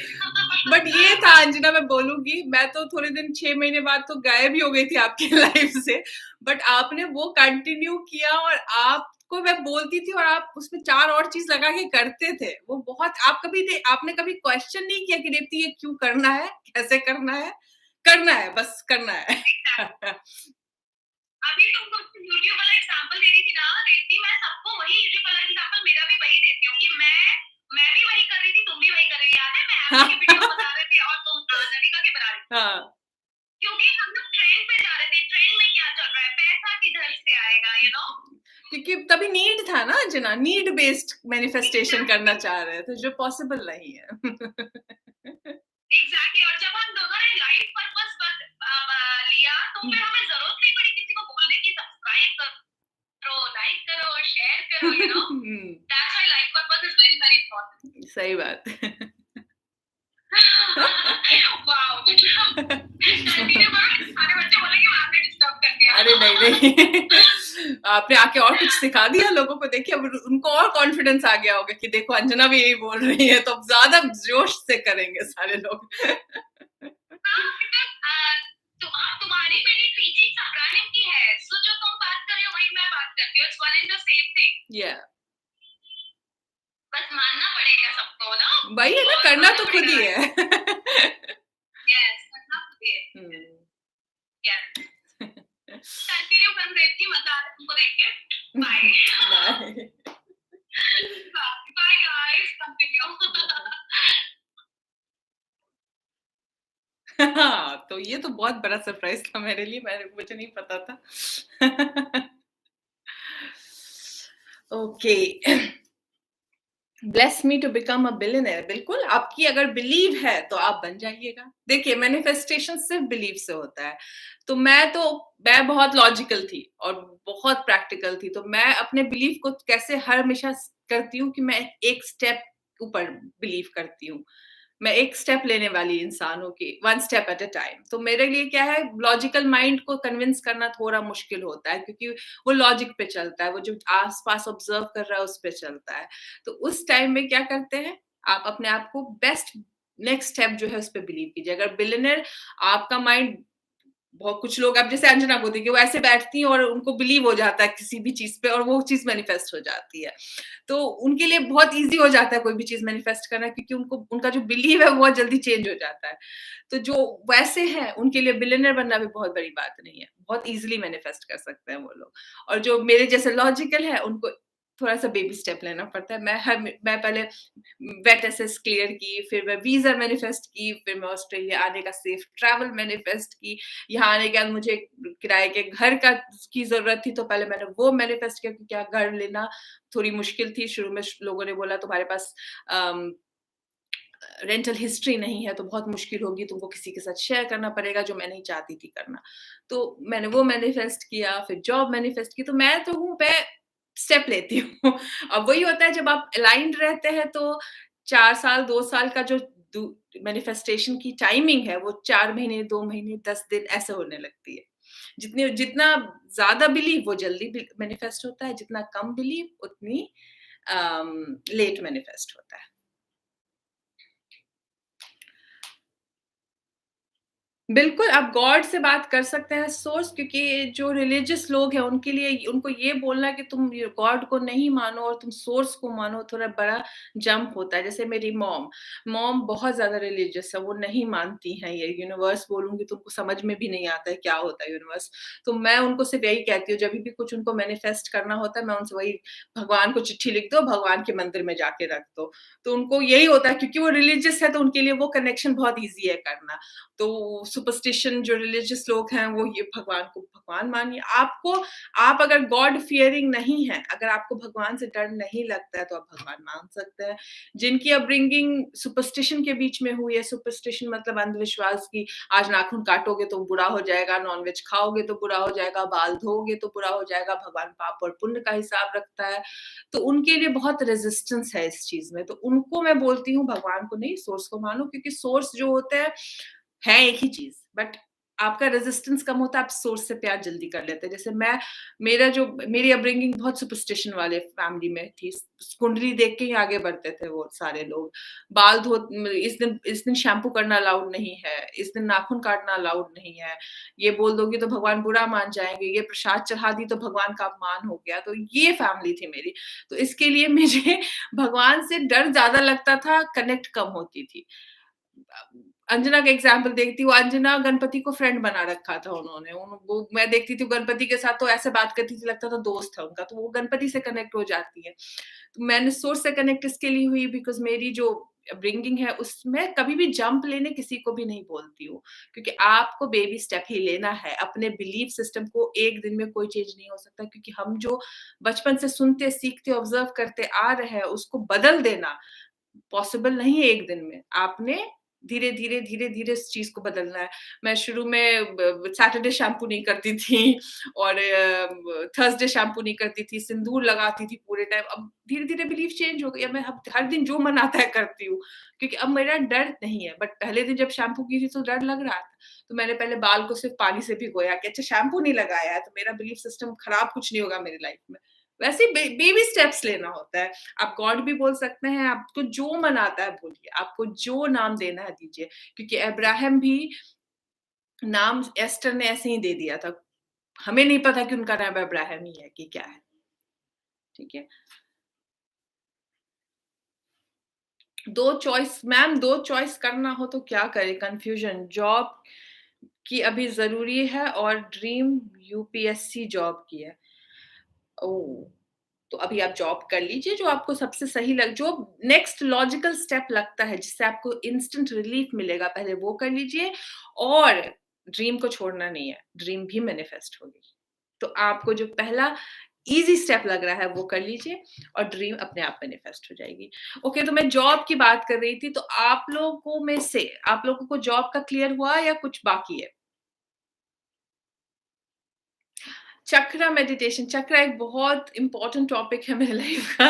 मैं बताऊँगी क्योंकि ये जो है चक्रा मेडिटेशन जो है, जो लोग डिप्रेशन से गुज़र रहे हैं, जो लोग स्टैटिक मेडिटेशन नहीं कर पाते हैं, स्टैटिक मेडिटेशन जो आप ध्यान में बैठते हैं, जो सबसे उत्तम मेडिटेशन होता है, जो हमें स्टैटिक मेडिटेशन होता है, जब आप बैठते हैं और सिर्फ़ सोर्स से कनेक्शन देखते हैं। अगर वो नहीं कर पाते, तो उनके लिए चक्रा मेडिटेशन एक बहुत अच्छा अम, ऑप्शन है और वो एक बहुत वास्ट टॉपिक है, वो मैं उसपे एक पूरा एक वीडियो बनाने वाली हूँ क्योंकि मैं चाह रही हूँ कि जब मैं शुरू करूँ, तो वो जो चक्रा सेशन है, क्या करते हैं चक्रा में, वो सब कुछ उसके अंदर इंक्लूड करूँ। आधा ज्ञान देके कोई मतलब नहीं है, तो पहले आप अलाइनमेंट में आइए, चक्रा आएगा, आएगा बाद में आएगा, मैं प्रॉमिस यू वो मैं डालने वाली हूँ।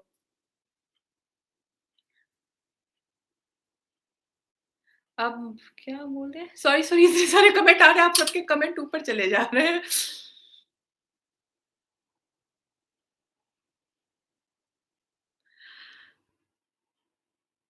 Is it possible to be happy all the time when there is so many contrast? Though I remain stable, I meditate daily. हाँ, देखिए जब कॉन्ट्रास्ट आता है मैंने अपने लास्ट वीडियो में बताया, कॉन्ट्रास्ट आता है, परेशान हो रहे हैं, सोने चले जाइए। मेडिटेशन से भी अगर आपको अलाइनमेंट नहीं मिल रहा है, गो टू स्लीप।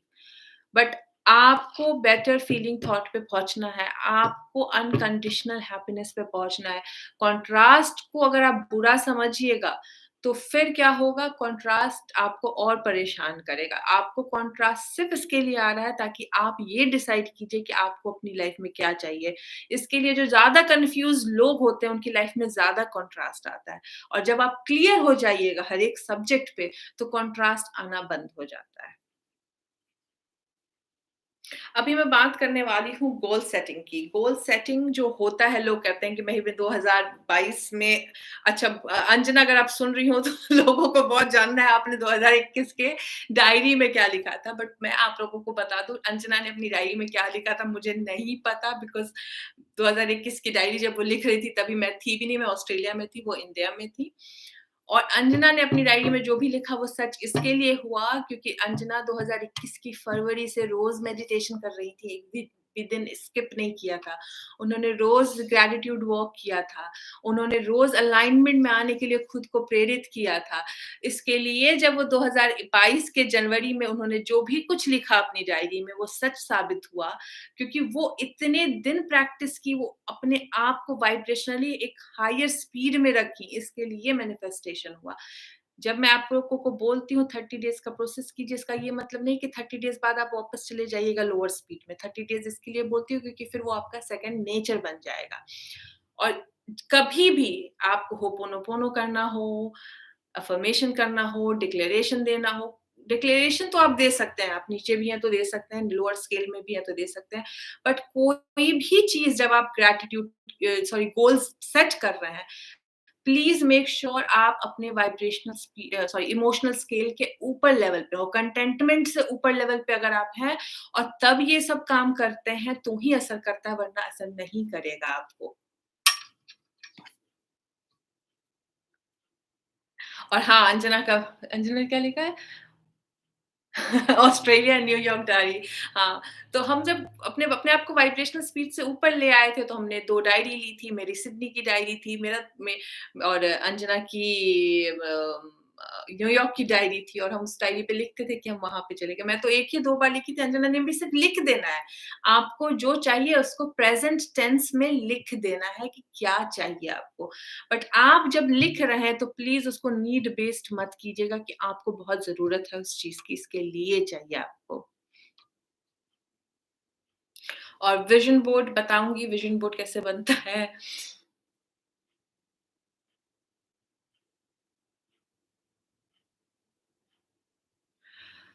ओके, अभी मैं टॉपिक से ना ऑफ टॉपिक हो रही हूँ, मैं कमेंट्स हाँ, और डाउट नहीं करना है। तो इसके लिए आपको जब आप विज़न बोर्ड बना रहे हैं तो मेक श्योर विज़न बोर्ड हो, डायरी हो, अ, व्हाइट बोर्ड पे लिखते हैं, जो भी चीज़ आप लिख रहे हैं, तो अपने आप को आप इमोशनल स्केल के ऊपर ले जाके फिर लिखिए।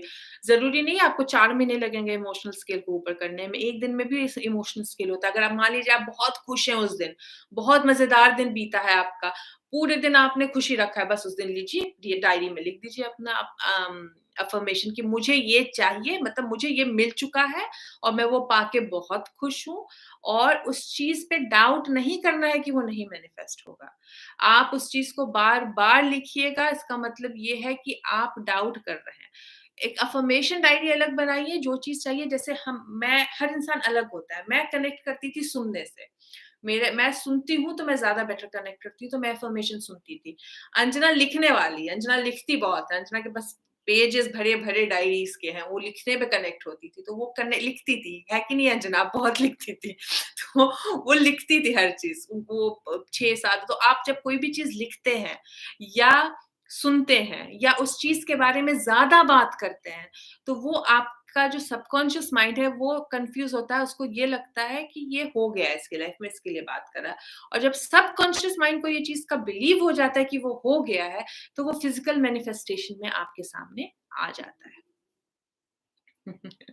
25 डायरी लिख रखी है अंजना ने अभी तक। तो हर इंसान डिफरेंट है। अगर आप लिखने पे कनेक्ट नहीं करते हैं, बोलने पे कनेक्ट करते हैं, किसी ने कमेंट किया था कि मैं लिखने पे कनेक्ट नहीं करती हूँ, मैं बोलने पे करती हूँ। तो आप बोलिए 25 बार, आप 100 बार बोलिए उस चीज़ को और थैंक यू बोलिए और एहसास के साथ बोलना है। अगर आप सुनने पे कनेक्ट करते हैं, अगर आपको आँख बंद करके उस चीज़ को लगातार सुनना है, उस पे आप कनेक्ट होते हैं अपने सोर्स से, तो आप सुनिए उस चीज़ को, वही काम करेगा।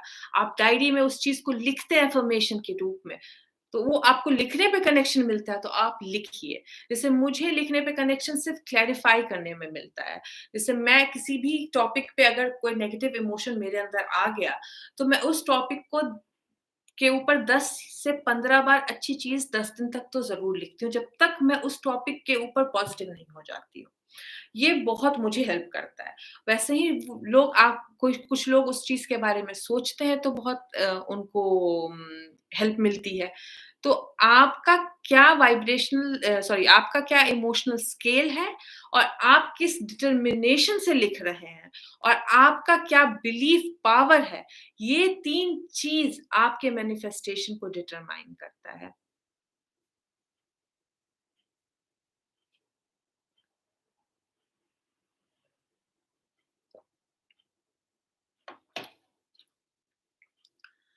अभी मैं बात करने वाली हूँ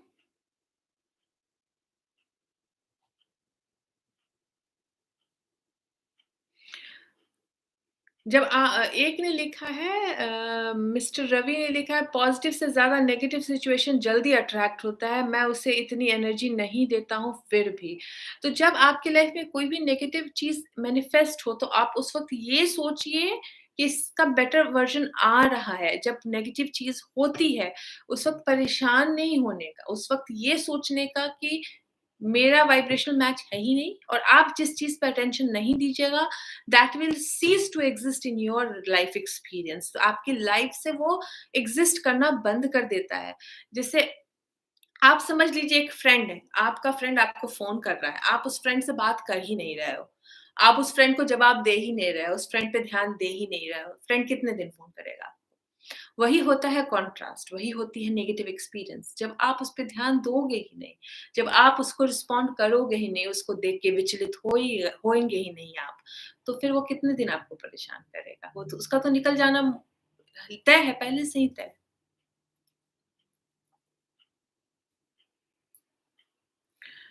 अच्छा, अभी डिक्लेरेशन के बारे में मैंने अपने लास्ट वीडियो में भी बताया है, डिक्लेरेशन कुछ भी नहीं है, आपको सिर्फ़ यही लिखना है जो आपको डिक्लेयर करना है अपनी लाइफ़ में। क्या चाहिए आपको? आपको पहले खुद में कन्फ्यूज़न दूर करनी है कि आपको क्या चाहिए।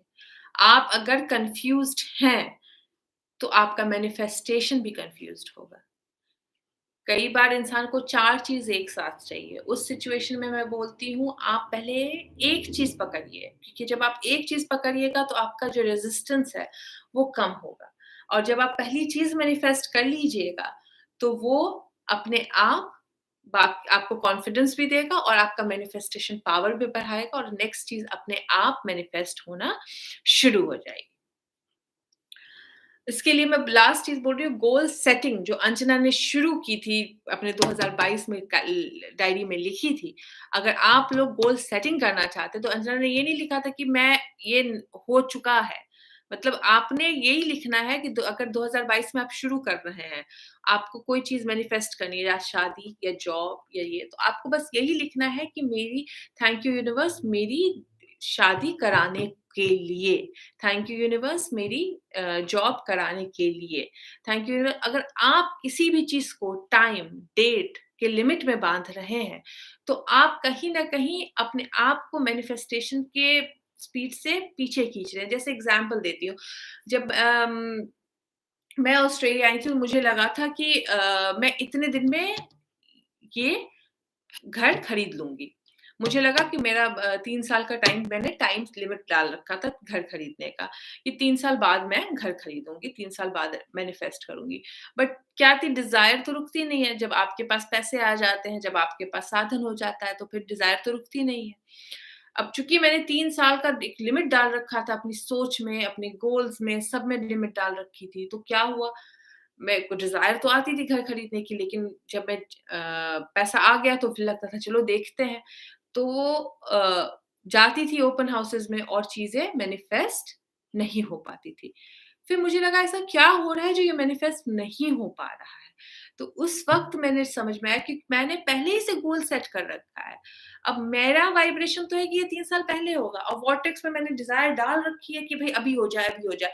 तो कितना कॉन्ट्राडिक्टरी है ये आप समझ रहे हैं? इसके लिए मैं बोलती हूँ कि गोल मत सेट कीजिए, क्योंकि अब्राहम भी मना करती है, किसी भी इंसान को गोल सेट करने नहीं चाहिए, क्योंकि जब आप गोल सेट करते हैं और मान लीजिए वो 1 दिन बाद मैनिफेस्ट होने वाली है आपकी लाइफ में और 1 दिन का आपने टाइम लिमिट उस पे डाल दिया, तो क्या होता है वो जब जिस दिन नहीं मैनिफेस्ट होती है आप उतने ज़्यादा नेगेटिव हो जाते हैं कि वो दूसरे दिन जो मैनिफेस्ट होने वाली है, उसको बढ़ा देती है। इसके लिए अपने आप को टाइम, स्पेस के रियलिटी में मत बाँधिए, ये सब इसी वर्ल्ड में एग्ज़िस्ट करता है, आपके वोर्टेक्स में नहीं एग्ज़िस्ट करता है। बात रही विज़न बोर्ड की, तो विज़न बोर्ड कैसे बनाते हैं? बेसिकली क्या है, ये सब ऐसे पेपर्स ले लीजिए, जैसे मुझे जब घर मैनिफेस्ट करना था, तो मैं जाती थी यहाँ पे बिल्डर्स बहुत अच्छे-अच्छे घर बनाते हैं, तो मैं ऐसे ये सब लेके आ जाती थी बिल्डर्स के पास से कैटलॉग्स लेके आ जाती थी और ये वाला घर अगर पसंद आया तो ये काट के मैंने अपने सामने में चिपका दिया। अब चिपका दिया तो चारों तरफ नज़र जाती थी कि भई ये वाली घर चाहिए, ये वाली घर चाहिए। तो सेम तो नहीं घर मिली, जो दूसरी डिफरेंट डिज़ाइन की घर मिली, बट जो मेरे वॉर्टेक्स में एक्चुअल डिज़ायर थी, जिस लोकेशन में चाहिए था, जैसा चाहिए था, वैसा ही मिला। तो इसके लिए आप लोगों को विज़न जो बोर्ड बनाना है, जैसे एग्ज़ाम्पल देती हैं, अगर कोई अस्वस्थ है, मान लीजिए किसी को हेल्थ इश्यू है जो एक पर्टिकुलर फूड नहीं खा सकता है, फॉर एग्ज़ाम्पल मान लीजिए आप if you are not doing well physically, आप मान लीजिए मेरे को गैस की इश्यू है या मैं कुछ भी स्पाइसी खाती हूँ तो मुझे कोई पेट का अल्सर की इश्यू स्टार्ट अगर हो गई, तो मैं क्या करूँगी, मैं अपने घर के सामने ऐसे कुकरी बुक्स आते हैं, कुकरी बुक्स में से एक कुछ आप काट के डिश जो आपको पता है कि ये खाने से आपको परेशानी होती है, आपने वो लगाना है और मन में इंटेंशन बनाना है कि मैं इसको खा के हेल्दी रहूँगी। तो जब आपका जो हेल्थ इश्यू है, जिसको आपको डॉक्टर ने मना कर रखा है उसको खाने से, आपने उसको लगा दिया, तो आपको पता है कि अगर डॉक्टर ने मना कर रखा है, तो आप तो नहीं खाओगे। तो अब इसका मतलब आप जब स्वस्थ हो जाओगे, तभी उस चीज़ को खाओगे और आपने ये लगा दिया, तो आपको इंस्पायर करेगा अपने स्वस्थ होने की तरफ या फिर जो घूमने के शौकीन हैं और बीमारी के कारण नहीं घूम पा रहे हैं या नहीं जा रहे हैं, वो ट्रैवल का कुछ लगा दे, कोई एक दूसरी कंट्री का लगा दे कि अगर वो स्वस्थ होंगे तो ट्रैवल करेंगे। आप ट्रैवल करने तभी जाइएगा जब आप स्वस्थ होइएगा, आप बीमारी में तो ट्रैवल करने नहीं जाइएगा।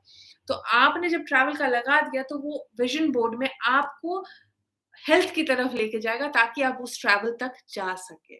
बट वो बिलीव पावर भी होनी चाहिए, सिर्फ़ विज़न बोर्ड लगा दिया आपने और आपको बिलीव ही नहीं उन चीज़ों पे, तो वो मैनिफेस्ट नहीं होता है। वैसे ही जब अन्ना ने यूएस का लगाया था कि वो लिबर्टी स्टैच्यू ऑफ लिबर्टी के सामने खड़ी है, तो उनको बिलीव था कि वो जाएँगी। उनकी बेटी ने लगा रखा था किसी दूसरी शहर का, उन्होंने दूसरी शहर का लगा रखा था। तो हुआ क्या वो चली गई दूसरे शहर भी और दोनों शहर घूम के आ गई। इसके लिए तो ज़रूरी नहीं कि आपको ये चाहिए और आपके दूसरे लाइफ पार्टनर को दूसरी चीज़ चाहिए तो नहीं मैनिफेस्ट होगी। हो सकता है आपने दोनों ने लगाया, दोनों की दोनों चीज़ मैनिफेस्ट हो गई, इसके लिए।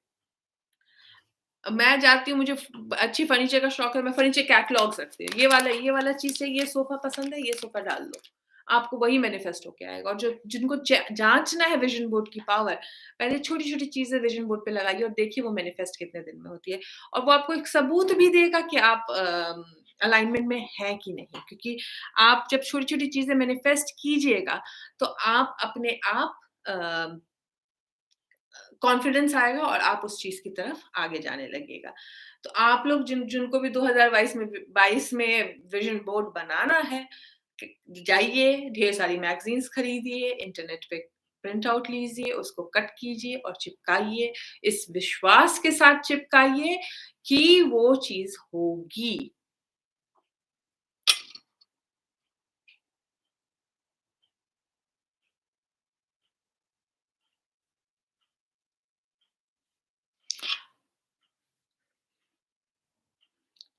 इंस्पायर्ड एक्शन कैसे जानें एंड लाइफ पर्पस कैसे जानें? प्लीज़ बताइए। देखिए लाइफ पर्पस के लिए तो मैंने एक मेडिटेशन बना रखा है। आपने वो मेडिटेशन सुन ली है, वो कीजिए, एक ही बार करना है। वो दोबारा नहीं करना है, उस मेडिटेशन को 2 बार नहीं करनी है आप लोगों को। वो मेडिटेशन लगाइए, वो अपने आप रिवील करेगा। आपको पूछना नहीं, आपको आंसर नहीं ढूँढना है, आपको सिर्फ़ सवाल पूछ के छोड़ना है और लाइफ पर्पस क्या है आपका, वो आपको अपने आप मैनिफेस्ट होगा। किसी को महीने भर में होता है, किसी को 2 महीने में होता है, किसी को 3 महीने में होता है। महीने भर बाद अगर आपको लगा महीने भर में नहीं हुआ है, तो एक बार और कर लीजिए। बट महीने भर का गैप दीजिए बेसिकली हफ्ते, डेढ़ हफ्ते में ही आपको समझ में आ जाएगा आपका लाइफ पर्पस क्या है। जॉब अफ़र्मेशन मैंने बना रखा है राखी बट मैं ना लगाना भूल गई। मैं कल लगाऊँगी पक्का जॉब अफ़र्मेशन।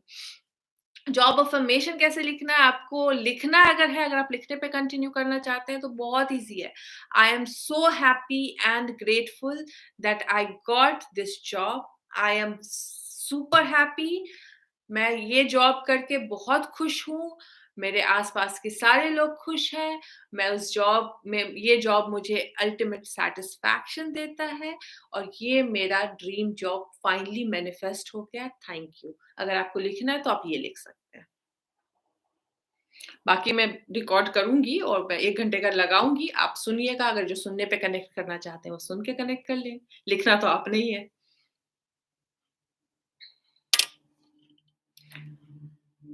ओके, अभी मैं थोड़ा नीचे जाती हूँ, अभी मैं आप लोगों के क्वेश्चन के आंसर्स करूँगी। ग्रैटिट्यूड वॉक और ग्रैटिट्यूड डायरी छूट गई थी। ग्रैटिट्यूड वॉक जो है ग्रैटिट्यूड वॉक में आपको सच में ग्रैटिट्यूड देना है। किसी ने बोला था पास्ट फ्यूचर टेंस का नहीं, जो चाहिए उसके लिए ग्रैटिट्यूड कैसे दीजिएगा? वो तो आया ही नहीं आपकी लाइफ में। आपको जो है आपकी लाइफ में, जो अभी एट प्रेज़ेंट है, उन चीज़ों के लिए ग्रैटिट्यूड देना है। ग्रैटिट्यूड का मतलब होता है शुक्रिया करना। उस चीज़ के लिए आपको अच्छा फ़ील करना कि मेरी लाइफ में है। और जो भी चीज़ आपकी लाइफ में एट प्रेज़ेंट वर्क कर रही है, उसको अगर आप ग्रैटिट्यूड दीजिएगा, तो उसका जो वाइब्रेशन है, उससे मिलती-जुलती बहुत सारी अच्छी चीज़ आपके वर्टेक्स से निकल के आपके लाइफ में आएगी। अब जिनको लग रहा है कि भई मेरी लाइफ में तो कुछ भी नहीं है ऐसा कि मैं थैंक यू बोलूँ उनको, क्या है मेरी लाइफ में ऐसा? तो उनको मैं बता दूँ आपकी लाइफ में बहुत सारी चीज़ है, जो आप थैंक यू बोल सकते हैं। आपके पास घर है, छत छ किराए का है, माँ के साथ, बाप के साथ रह रहे हैं या फिर किसी रिश्तेदार के साथ रहे, घर है आपके सर के ऊपर, छत है, थैंक यू बोलिए। बेड है रात को सोने के लिए, थैंक यू बोलिए। चादर है ओढ़ने के लिए, थैंक यू बोलिए। खाना खाते हैं आप, खाना अवेलेबल है, थैंक यू बोलिए। आपके पास तो इंटरनेट है क्योंकि आप मुझसे कनेक्टेड हैं, आप उसके लिए थैंक यू बोलिए। आपके पास एक कोई डिवाइस है, चाहे वो मोबाइल है, चाहे वो लैपटॉप है, उसके लिए थैंक यू बोलिए। मतलब मैं अभी बैठे-बैठे आपको जानती भी नहीं हूँ, बट फिर भी मैंने 10 चीज़ गिना दी जिससे आप थैंक यू बोल सकते हैं। आपके पास सूरज है, आपके पास फ्री का ऑक्सीजन है, आपके पास पानी है पीने के लिए। My God! कितनी सारी चीज़ें हैं ना हमारी लाइफ में थैंक यू बोलने के लिए जो हम कंसिडर भी नहीं करते हैं। और जब हम हर चीज़ को लेके थैंक यू बोलते हैं, तो बहुत, बहुत, बहुत मैजिकल चेंज होता है हमारी लाइफ में। मैं जब ऐसे सुबह उठती हूँ और मैं कहती हूँ, इस दिन के लिए थैंक यू। मतलब कितने लोग तो सुबह उठ भी नहीं पाते ना। आपकी आँख खुली है और आप एक नई सुबह देख पा रहे हो, कितनी कितनी अमेज़िंग चीज़ है कि इस वर्ल्ड में एक और दिन जीने का मौका मिल रहा है आपको। उसके लिए थैंक यू बोलिए।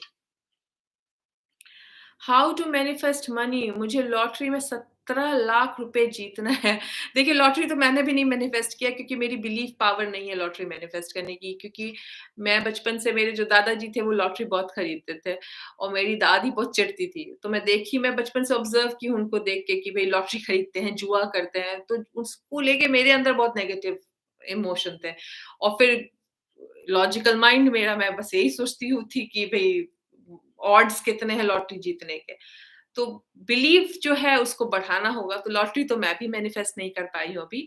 बट आपकी अगर बिलीफ सिस्टम है सोनाली कि आप जीत सकती हैं लॉटरी, आपको अगर लॉटरी खेलना पसंद आता है, अगर लॉटरी में आपको मज़ा आता है, अगर लॉटरी आपको बहुत एक्साइट करती है और आपके वॉटेक्स में लॉटरी डाल रखा है आपने लॉटरी की मनी, तो आप बिल्कुल जीतिएगा। लेकिन अगर आपको 17 लाख मैनिफेस्ट करना है, तो ये मत सोचिए कि लॉटरी से ही आएगा क्योंकि पैसा किसी भी सोर्स से आ सकता है। आप अगर पैसे को सिर्फ़ एक सोर्स से मैनिफेस्ट करने की सोचिएगा, तो पैसा भी नहीं आएगा और मैनिफेस्टेशन में स्लोनेस भी आएगी क्योंकि आप जब ये सोचते हैं कि पैसा सिर्फ़ एक सोर्स से आ रहा है, तो ये एक शॉर्टेज माइंडसेट है। आप पैसे को लिमिटिंग बिलीव में डाल रहे हैं और आपको ये लगता है कि सोर्स को प्रोवाइड करने का सिर्फ़ एक रास्ता है, जबकि सोर्स कहता है मेरे पास तो हज़ार रास्ते हैं, तुम सिर्फ़ बोलो कौन से रास्ते से सॉरी तुम जब बोलो तुम्हें क्या चाहिए, कौन से रास्ते से चाहिए वो मैं डिसाइड करूँगा। तो अगर आपको 17 लाख चाहिए तो आप 17 लाख सोचिए वो लॉटरी से लगेगा या फिर ऐसी कोई गिफ्ट मिल जाएगी आपको या फिर जॉब ऐसी लग जाएगी कि आपको साल भर में 17 लाख आपके बैंक अकाउंट में आ जाए। कुछ भी हो सकता है, ठीक है? लेकिन अगर आपके लिए अनबिलीवेबल अमाउंट है 17 लाख, तो फिर वो कुछ भी करिएगा नहीं आएगा। आपको वो नेक्स्ट लॉजिकल स्टेप लगना चाहिए अपनी लाइफ़ का। अगर पति का प्रमोशन होने के लिए कैसे और विजुअलाइज़ेशन बनाए एक अरे! ये बहुत अच्छा टॉपिक आपने बताया विजुअलाइज़ेशन। विजुअलाइज़ेशन में मुझे एक बात आप लोगों को बतानी है। अगर आप अपने इमोशनल स्केल के हाई लेवल पे हैं, ठीक है? मतलब आप कंटेंटमेंट के ऊपर हैं। उन लोगों को मैं बोलती हूँ जो है नहीं प्लीज़ अभी मत कीजिएगा क्योंकि प्लीज़ अगर आप अभी एंगर, फ्रस्ट्रेशन, गिल्ट इन चीज़ों में ज़्यादा है, अगर आपके दिन का 60% से ज़्यादा समय इमोशनल स्केल के नीचे बीत रहा है, तो मत कीजिए। अगर आपके डे का 60% of the time emotional scale के ऊपर बीत रहा है, तो आप अफ़र्मेशन लिखिए, तो आप विज़न बोर्ड बनाइए, तो आप विजुअलाइज़ेशन कीजिए और प्लीज़ जब आप विजुअलाइज़ेशन कीजिए, 2 तरह के विजुअलाइज़ेशन होते हैं। एक होती है पूरी स्टोरी देखना, जिसमें आप अपने पूरे लाइफ़ की स्टोरी देख लिए। तो वो होता है एक ब्रॉडर विजुअलाइज़ेशन जिसमें आप अपनी लाइफ़ का एक ब्रॉडर व्यू देख लिए कि शादी हो गई, बच्चे हो गए, यहाँ नौकरी लग गई, यहाँ बंगला है, यहाँ गाड़ी है, यहाँ फॉरेन ट्रिप करने जा रहे हैं। जब वो विजुअलाइज़ेशन आप करते हैं, तो आपको भूल के भी अपने विजुअलाइज़ेशन में अपने अलावा किसी और को मत देखिए। क्या होता है जब हम विजुअलाइज़ेशन करने जाते हैं तो मेरी बहन आ जाती है विजुअलाइज़ेशन में, मेरी माँ आ जाती है, मेरे भाई आ जाते हैं, एक एग्ज़ाम्पल दे रही हूँ। और जब ये लोग आ जाते हैं आपके विजुअलाइज़ेशन में, तो आपको उनका ब्रॉडर पर्सपेक्टिव कैसे पता होगा? आप सोर्स तो हो नहीं। तो आपकी विजुअलाइज़ेशन कैसे कंप्लीट होगी? जो आप विजुअलाइज़ कर रहे हैं, वो कैसे कंप्लीट होगी? इसके लिए जब आप विजुअलाइज़ मान लीजिए शादी करना चाह रहे हैं, तो सिर्फ़ और सिर्फ़ अपनी और उस इंसान के जो आपका लाइफ़ पार्टनर बनने वाला है, वो विजुअलाइज़ कीजिए। दूसरी इंसान जो आपके घर में आया, पड़ोसी आई, क्योंकि हम जब विजुअलाइज़ करते हैं तो बहुत सारे लोगों को घुसा लेते हैं उस विजुअलाइज़ेशन में, कि पड़ोसी आके बोला, "वाह! शर्मा जी, क्या किया है आपने?" या वो या बुआ आई और बुआ ने कहा, "वाह, वाह भैया तुमने तो गज़ब कर दिया।" ऐसा नहीं, ऐसा विजुअलाइज़ेशन मत कीजिए। शायद वो बुआ होंगी ही नहीं आपकी उस वक़्त तारीफ़ करने के लिए, या शायद वो पड़ोसी कहीं और मूव कर गया होगा। तो विजुअलाइज़ेशन में ना वो दिक्कत आ जाती है। इसके लिए विजुअलाइज़ेशन करना है तो अपने और अपने जो अपना जो क्लोज़ परिवार है, जैसे मान लीजिए आप शादीशुदा हैं, तो अपने हस्बैंड और अपने बच्चों को देखिए। अगर आप सिंगल हैं, तो खुद को देखिए। आप शादी करना चाहती हैं, तो आप कैसे विजुअलाइज़ कीजिएगा? भई शादी में तो बहुत सारे लोग आते हैं। आप शादी करके कैसा फ़ील करती हैं? वैसा विजुअलाइज़ कीजिए कि शादी हो गई है आपकी, आप खुश हैं अपनी लाइफ़ में। दूसरा होता है एक पर्टिकुलर टॉपिक पकड़ के विजुअलाइज़ करना। जैसे एक पर्टिकुलर चीज़ जो आपको बहुत जल्दी मैनिफेस्ट करनी है, उसमें आपको एक स्टैटिक विजुअलाइज़ेशन होता है जिसमें आप एक ही सीन लगातार विजुअलाइज़ कर रहे हैं। तो उसमें क्या होता है, वो सीन मैनिफेस्ट जल्दी हो जाती है। जैसे आपने विजुअलाइज़ किया कि मुझे जिनको अब्रॉड जाना है, आपको अब्रॉड जाना है, तो आपको एक ही सीन बार-बार विजुअलाइज़ करनी है। जैसे मान लीजिए आपको पेरिस जाना है, तो आप आईफ़िल पे जाके आईफ़िल टच कर रहे हो। तो आईफ़िल टावर का आपने गूगल पे देख लिया आईफ़िल टावर कैसा दिखता है, यूट्यूब में जाके आईफ़िल टावर की वीडियोज़ देख लीजिए और आईफ़िल टावर आप टच कर रहे हैं। और अपने हाथ को विज़ुअल, क्योंकि हर इंसान का हैंड डिफरेंट होता है, तो आप अपने हाथ को देखिए, आँख बंद कीजिए और आईफ़िल को क्लोज़ करके आप उसको छू रहे हैं। आपने शादी विज़ुअलाइज़ करनी है, तो आपने एक शादी का कार्ड पकड़ा हुआ है, उसमें आपका अपना नाम है और उस इंसान का नाम है जिससे आप शादी करना चाहते हैं। किसी इंसान का नाम किसी पर्टिकुलर इंसान से शादी नहीं करना चाहते हैं, तो आप सिंपल कार्ड पकड़ लीजिए कि मेरी शादी हो रही है एंड आप खुश हैं। जब आप एक वो सीन लगातार विजुअलाइज़ कीजिएगा, तो उसमें पावर आ जाती है और वो जल्दी मैनिफेस्ट हो जाता है। एक किसी ने पूछा कि मैं अपने दिए हुए पैसे वापस कैसे पाऊँ? अर्चना जी, आप पूछ रही हैं how to get money back, इसके ऊपर मैंने पिछली बार भी बताया था, आपको पैसा चाहिए, वो किसी को दे दिया है, उस पे मत सोचिए। बहुतों को आपने दिया है, बहुतों से आपने लिया है, आपको उस चीज़ पे सोचना ही नहीं है। आपको कितना पैसा चाहिए, आप यूनिवर्स से माँगिए, वो देगा। आपको उसी पर्टिकुलर इंसान से क्यों चाहिए पैसा? आपको पैसे की कमी है या आपको पैसे की ज़रूरत है या आप पैसा सिंपली चाहती हैं अपनी लाइफ़ में, तो वही पैसा माँगिए। दूसरे से को दिया हुआ पैसा पे ध्यान मत दीजिए, क्योंकि वो कभी नहीं आएगा वापस, क्योंकि आपको लगता है वो शायद पैसा देगी नहीं, इसके लिए आपको लग रहा है कि वो बार-बार एक्सक्यूज़ दे रही है। आपको क्या चाहिए? आपको पैसा चाहिए ना, सोर्स से माँगिए, सोर्स आपको पैसा देगा।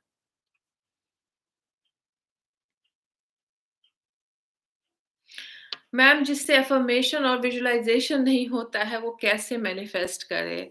खुश रह के, मेडिटेशन करके। ज़रूरी नहीं है कि हर कोई को विजुअलाइज़ेशन ही करना है और ये स्पीड देती है।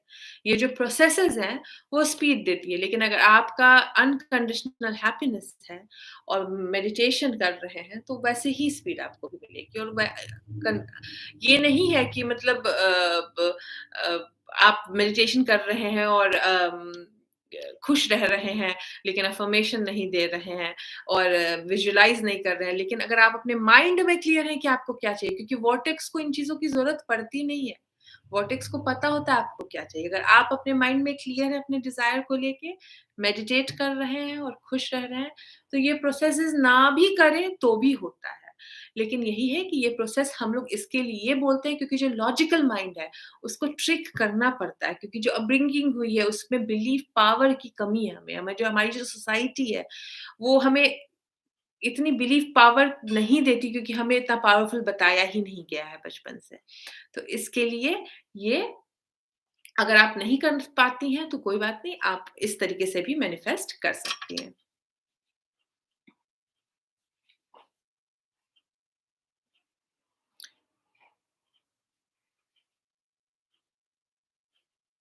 How to manifest love marriage, parents को कैसे मनाऊँ? आपको जिससे शादी करनी है आप उस पे सोचो, आपको ज़रूरत थोड़ी है कि कैसे मनाओ, आपको किसी को मनाने की ज़रूरत नहीं है, सब खुद मानेंगे।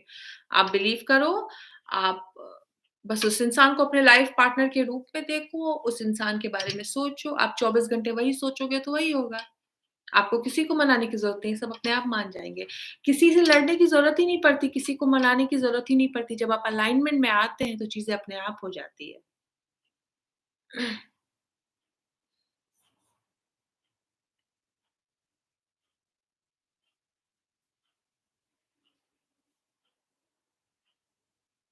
Ma'am in past I told कि ये पर्सन नहीं मेरी लाइफ में तो कुछ भी नहीं and now I can't get him so with nobody will come in my life will nobody will come in my life नहीं ऐसा नहीं होता है। आप अपने वोटेक्स में डालिए क्या चाहिए आपको अपने लाइफ पार्टनर में ऐसा थोड़ी है कि एक चला गया तो दूसरा नहीं आएगा। इब्राहिम के अनुसार आप कभी अपनी नाव मिस नहीं करते हैं, एक नाव छूटती है तो दूसरी नाव आती है, तीसरी नाव आती है। आप जब रेडी होंगे, वॉटेक्स आपको वो डिलीवर कराएगा। आपकी कोई ट्रेन मिस नहीं हो रही है। एक ट्रेन छूटेगी तो दूसरी ट्रेन आएगी, तीसरी ट्रेन आएगी, चौथी ट्रेन आएगी। कोई ट्रेन नहीं छूट रही है, कोई जल्दबाज़ी नहीं करनी है, कहीं कोई ये मैं आपको को बोल रही हूँ ना ये ईयर, टाइम, डायमेंशन एग्ज़िस्ट ही नहीं करता है। आपको सिर्फ़ अपने डिज़ायर पे कॉन्संट्रेट करना है और अपने आप को वाइब्रेशनल अलाइनमेंट में लाना है। अपने आप ट्रेन पे चढ़ जाओगे आप।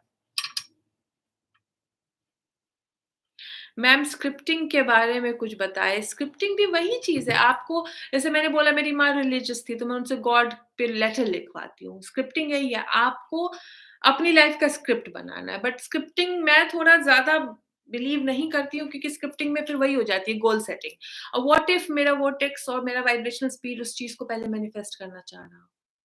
जैसे मैंने बताया ना कि मैं 3 साल का गोल दी थी, मुझे घर पहले मिलना लिखा था। मेरे को मेरे वॉटेक्स रेडी था, मैं वाइब्रेशनली रेडी थी। बट चूँकि गोल सेटिंग 3 साल बाद की कर रखी थी, इतनी परेशानी हो रही थी उस टाइम में, फिर मैंने खुद को क्लीन किया, क्लैरिफ़ाई किया और खुद को चेंज किया, तो चीज़ हो गई मैनिफेस्ट। वैसे ही होती है, गोल सेटिंग मत कीजिए, स्क्रिप्टिंग में भी यही होता है। आप स्क्रिप्ट जब लिखते लगते हो, तो आप ईयर दिमाग में ले आते हो, आप मंथ दिमाग में ले आते हो, पहले ये होगा, तब ये होगा, तब ये होगा। आपको क्या पता आपका वॉर्टेक्स आपको कब वाइब्रेशनल स्पीड से मैच कराएगा और आप कब स वो चीज़ मैनिफेस्ट हो जाएगी। हमें थोड़ी पता होता है, हमें तो सिर्फ़ खुश रहना है और हम किस वक़्त किस वाइब्रेशनल स्पीड से मैच कर रहे हैं हमें नहीं पता होता है और कब वो मैनिफेस्ट हो जाएगी नहीं पता। आपको जो-जो चीज़ चाहिए आप उसको सोचिए और वो लिखिए। स्क्रिप्टिंग लिखने से क्या होता है, हम स्क्रिप्ट लिख देते हैं, हमें ये इस दिन, इस दिन, इस दिन, इस दिन, इस दिन, इस दिन चाहिए। अब ज़रूरी तो नहीं कि उतना ही टाइम लगे, हो सकता है वो पहले हो जाए। तो आप खुद को ही डिले करा रहे हो इस तरीके से। सॉरी व्हाइट बोर्ड वाली कहाँ चली गई? इतने सारे मैसेज एक साथ आते हैं कि दु पिछ जो पढ़ती रहती हूँ वो चले जाते हैं। होपोनोपोनो के बारे में अच्छा, होपोनोपोनो मुझे अंजना ने बताया था, मैं पहले नहीं करती थी होपोनोपोनो। होपोनोपोनो जॉब वालों के लिए एक्चुअली बहुत फ़ायदेमंद है क्योंकि मैंने होपोनोपोनो अपने जॉब के लिए किया था। जब मैं एक पर्टिकुलर जॉब मैनिफेस्ट कर रही थी और मैंने इंटरव्यू देके मैं आई थी। इमोशनल स्केल याद रखिए, कंटेंटमेंट के नीचे है तो नहीं करना है, कंटेंटमेंट के ऊपर है तो करना है, नीड के लिए नहीं करना है होपोनोपोनो। होपोनोपोनो मैंने किया था अपने करंट बैंक जॉब के लिए जब मैं जॉब दे के आई थी और मुझे जॉब चाहिए थी क्योंकि जॉब बहुत मज़ेदार थी और मुझे करना था क्योंकि इसके लिए नहीं कि पैसे के लिए कोई बहुत मेजर डिफरेंस नहीं था जो मैं कमा रही थी और जो कमाने जाती, बट मुझे वो जॉब एक्साइटमेंट थी, उस कंपनी में काम करना था। तो इसके लिए मैंने होपोनोपोनो किया था। मैं जिस इंटरव्यू अ, लो स्केल, हाई स्केल या इमोशनल स्केल की बात कर रही हूँ, जिन लोगों जो लोग मुझे बाद में जॉइन किए हैं, वो मेरे वीडियो में जाके देखिए मैंने इमोशनल स्केल एक्सप्लेन किया हुआ है और कोई भी इस तरह की मैनिफेस्टेशन जो है, वो सिर्फ़ और सिर्फ़ हाई स्केल में जाके की जाती है और मैं होपोनोपोनो की बात कर रही थी सो या हाँ, जनाब सही बोल रहे हैं। So I ask in now then I surrender for the best timing ji. वो जो आप जब अभी माँगते हो और बेस्ट टाइमिंग के हिसाब से आपको यूनिवर्स देता है। तो होपोनोपोनो मैं जब इंटरव्यू दे के आई तो उस वक़्त मैं अंजना से बात कर रही थी और मैंने कहा, "अंजना जॉब तो बहुत मज़ेदार है, मिल जाए तो मज़ेदार हो जाएगा।" तो फिर अंजना कहा, "तुम होपोनोपोनो करो।" मैंने कहा, "क्या होता है ये होपोनोपोनो?" मुझे नहीं पता था उस वक़्त। तो क्योंकि अब्राहम मैं 100% अब्राहम फ़ॉलो करती, तो मैं अब्राहम ये कभी बताया नहीं तो मुझे पता नहीं था। उन्होंने बोला ऐसा है, उन्होंने पूरी थोड़ी बैकग्राउंड दी होपोनोपोनो की कि कौन से डॉक्टर थे, उन्होंने अपने मरीज़ पे किया, तो वो ठीक हो गए। फिर मैंने भी रिसर्च की और पता है देखा काफ़ी अच्छे रिज़ल्ट हैं, तो होपोनोपोनो किया मैंने। जो इंटरव्यूअर था, जिसने मेरी इंटरव्यू ली थी, जो अभी मेरा करंट बॉस है, उसको देख के मैंने होपोनोपोनो किया और मैं बस बैठी, खुश थी और होपोनोपोनो किया, मैंने ब्लेस किया, अपने घर को ब्लेस किया, सब जगह होपोनोपोनो करके क्या कहना था कि बस I love you, I am sorry क्या था वो? I am sorry, I love you and Anjana क्या था वो? 1 सेकंड मैं होपोनोपोनो का वो ढूँढती हूँ, क्या था?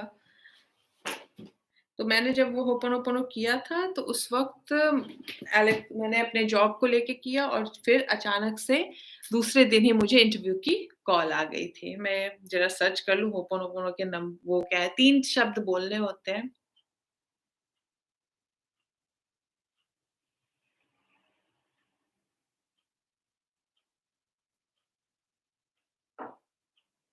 देखिए, ज़रूरी नहीं है ज़मीन पे आपको मेडिटेशन करनी है। किसी ने लिखा है कि उनको ठंड के कारण पर आप बेड पे मेडिटेशन कर सकते हैं, आप सोफ़े पे मेडिटेशन कर सकते हैं। मैं तो अपने बेड पे मेडिटेशन करती हूँ कि यार मेरे को ज़मीन पे बैठने पे में ठंड लगती है। यहाँ पे भी काफ़ी ठंड है तो मैं बेड पे मेडिटेशन करती हूँ। कोई ज़मीन पे बैठने की ज़रूरत नहीं है।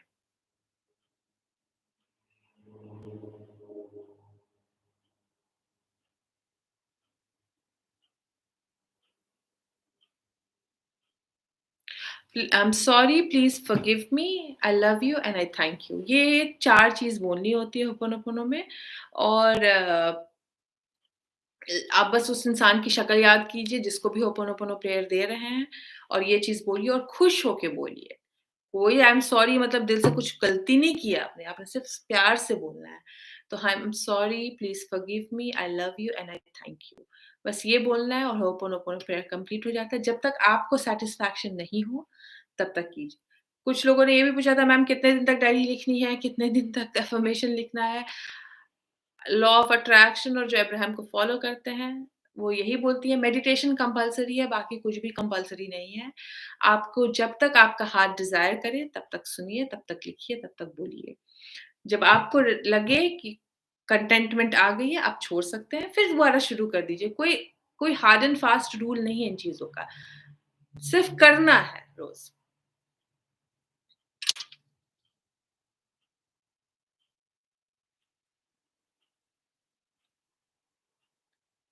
हाँ, जब आप किसी ने पूछा है कि मैम प्लीज़ बताइए कि व्हाइट बोर्ड पर लिखा पूरा हो गया तो हम उसे हटाकर दूसरा विश लिख सकते हैं।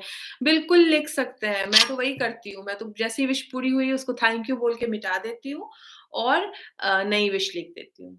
दूसरी चीज़ मैं बोलती हूँ जब आपके घर से आप कोई भी चीज़ निकालिए उसको प्लीज़ थैंक यू कह के निकालिए। जैसे मैं कपड़ा भी डिस्कार्ड करती हूँ, हर चीज़ में वाइब्रेशन है। तो हम क्या करते हैं जब कोई चीज़ यूज़ कर लेते हैं तो उसको ऐसे थ्रो कर देते हैं। और क्या होता है वो हमने उसको थैंक यू ही नहीं बोला, उसने इतनी अच्छी सर्विस दी हमें। तो जब मैं कपड़े भी यहाँ तो कोई लेते नहीं है, हम डोनेशन में देते हैं और जो डोनेशन के भी लायक नहीं, हमको फेंकना ही पड़ता है डस्टबिन में। तो जब मैं डस्टबिन में कपड़े जो फट गए हैं, वो फेंकती भी हूँ, तो वो उनको थैंक यू बोलती हूँ कि यू सर्व्ड मी वेल, आपका बहुत थैंक यू। क्योंकि जो ग्रैटिट्यूड है, तो मेरे लाइफ में जब मैं उस कपड़े को थैंक यू बोलूँगी, तो मेरे लाइफ में और कपड़े आएँगे। जैसे मैं डोनेशन के लिए दे जाती हूँ, मैं यहाँ पे जो सैल्वोज़ हैं, इन लोगों को मैं डोनेशन में भेजती हूँ, जो भी सामान है, जो डिस्कार्ड कर रही हूँ, उनको थैंक यू बोल के कहती हूँ, तुमने मुझे बहुत अच्छा सर्व किया and thank you so much. अब तुम्हारी ज़रूरत किसी और को है, उनको वैसे ही सर्व करना, उनको वैसे ही आनंद देना जैसे मुझे दिए हो और करके मैं फिर डोनेशन देने जाती हूँ। तो आप लोग भी प्लीज़, प्लीज़, प्लीज़ जो ग्रैटिट्यूड है, जो भी चीज़ आप हटा रहे हैं अपनी लाइफ़ से, उनको भी दीजिए क्योंकि सब चीज़ों में वाइब्रेशन है।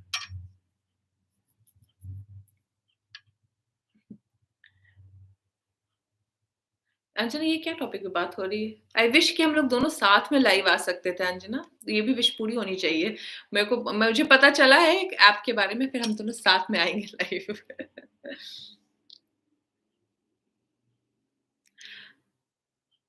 अर्चना, I think you need to meditate more because आप अभी भी वही बोल रहे हो कि आई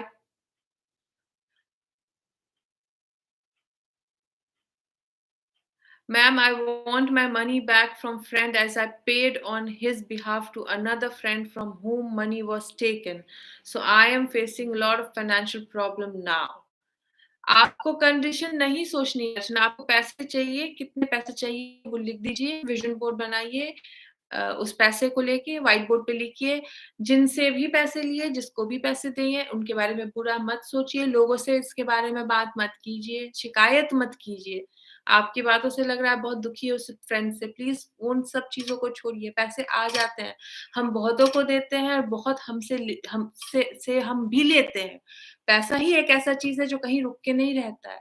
इस अगर आप पैसे को वाइब्रेशन समझिएगा तो उस चीज़ का जो इतना स्ट्रॉन्ग फीलिंग है आपकी वो कम हो जाएगी। मेडिटेट कीजिए और जितना पैसा चाहिए वो माँगिए। कंडीशन मत सोचिए कि किसको दिया, किसको नहीं दिया।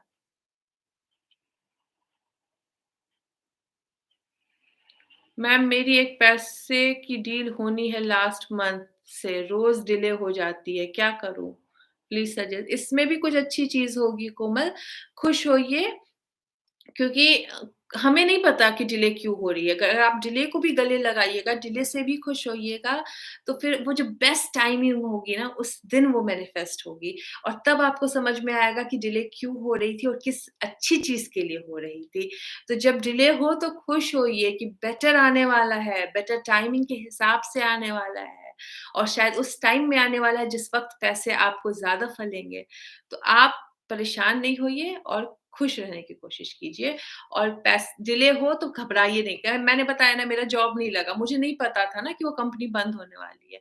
बट मैं परेशान नहीं हुई और मैं अच्छे जॉब के और ज़्यादा होपफुलनेस में रही। मुझे जॉब लग गई और वो कंपनी बंद हो गई। वैसे ही होता है, हमें नहीं पता है ना ब्रॉडर पर्सपेक्टिव क्या है, सोर्स को पता है।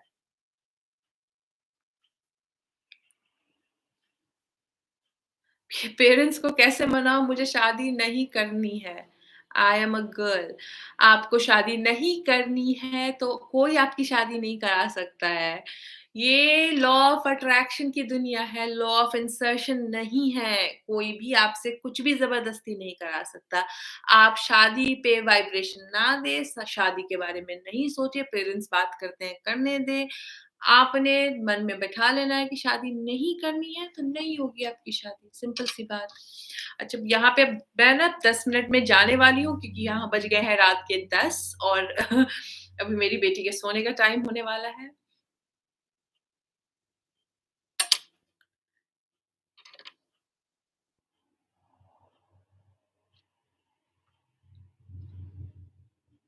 जी, जी लूसी, लो वाइब्रेशन पे होपोनोपोनो नहीं करना है। आप अगर इमोशनल स्केल के लोअर्स एंड पे हैं, कोई भी प्रोसेस नहीं करनी है सिवाय मेडिटेशन, ग्रैटिट्यूड वॉक और ग्रैटिट्यूड डायरी भरने के और कुछ भी नहीं करना है आप लोगों को।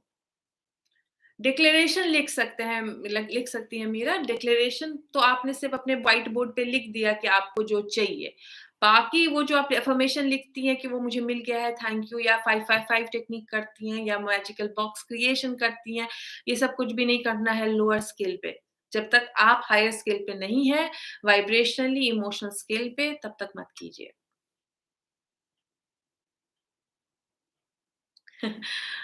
कभी और रूपम, अभी वो अपने रूम में है, वो ज़्यादा थोड़ी शाय है, तो वो अभी आएगी नहीं, मैं बोलूँगी भी तो।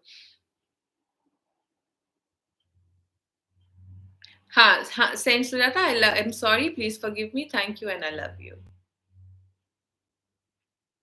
मैम गवर्नमेंट जॉब मैनिफेस्ट कैसे करें इस साल के लिए?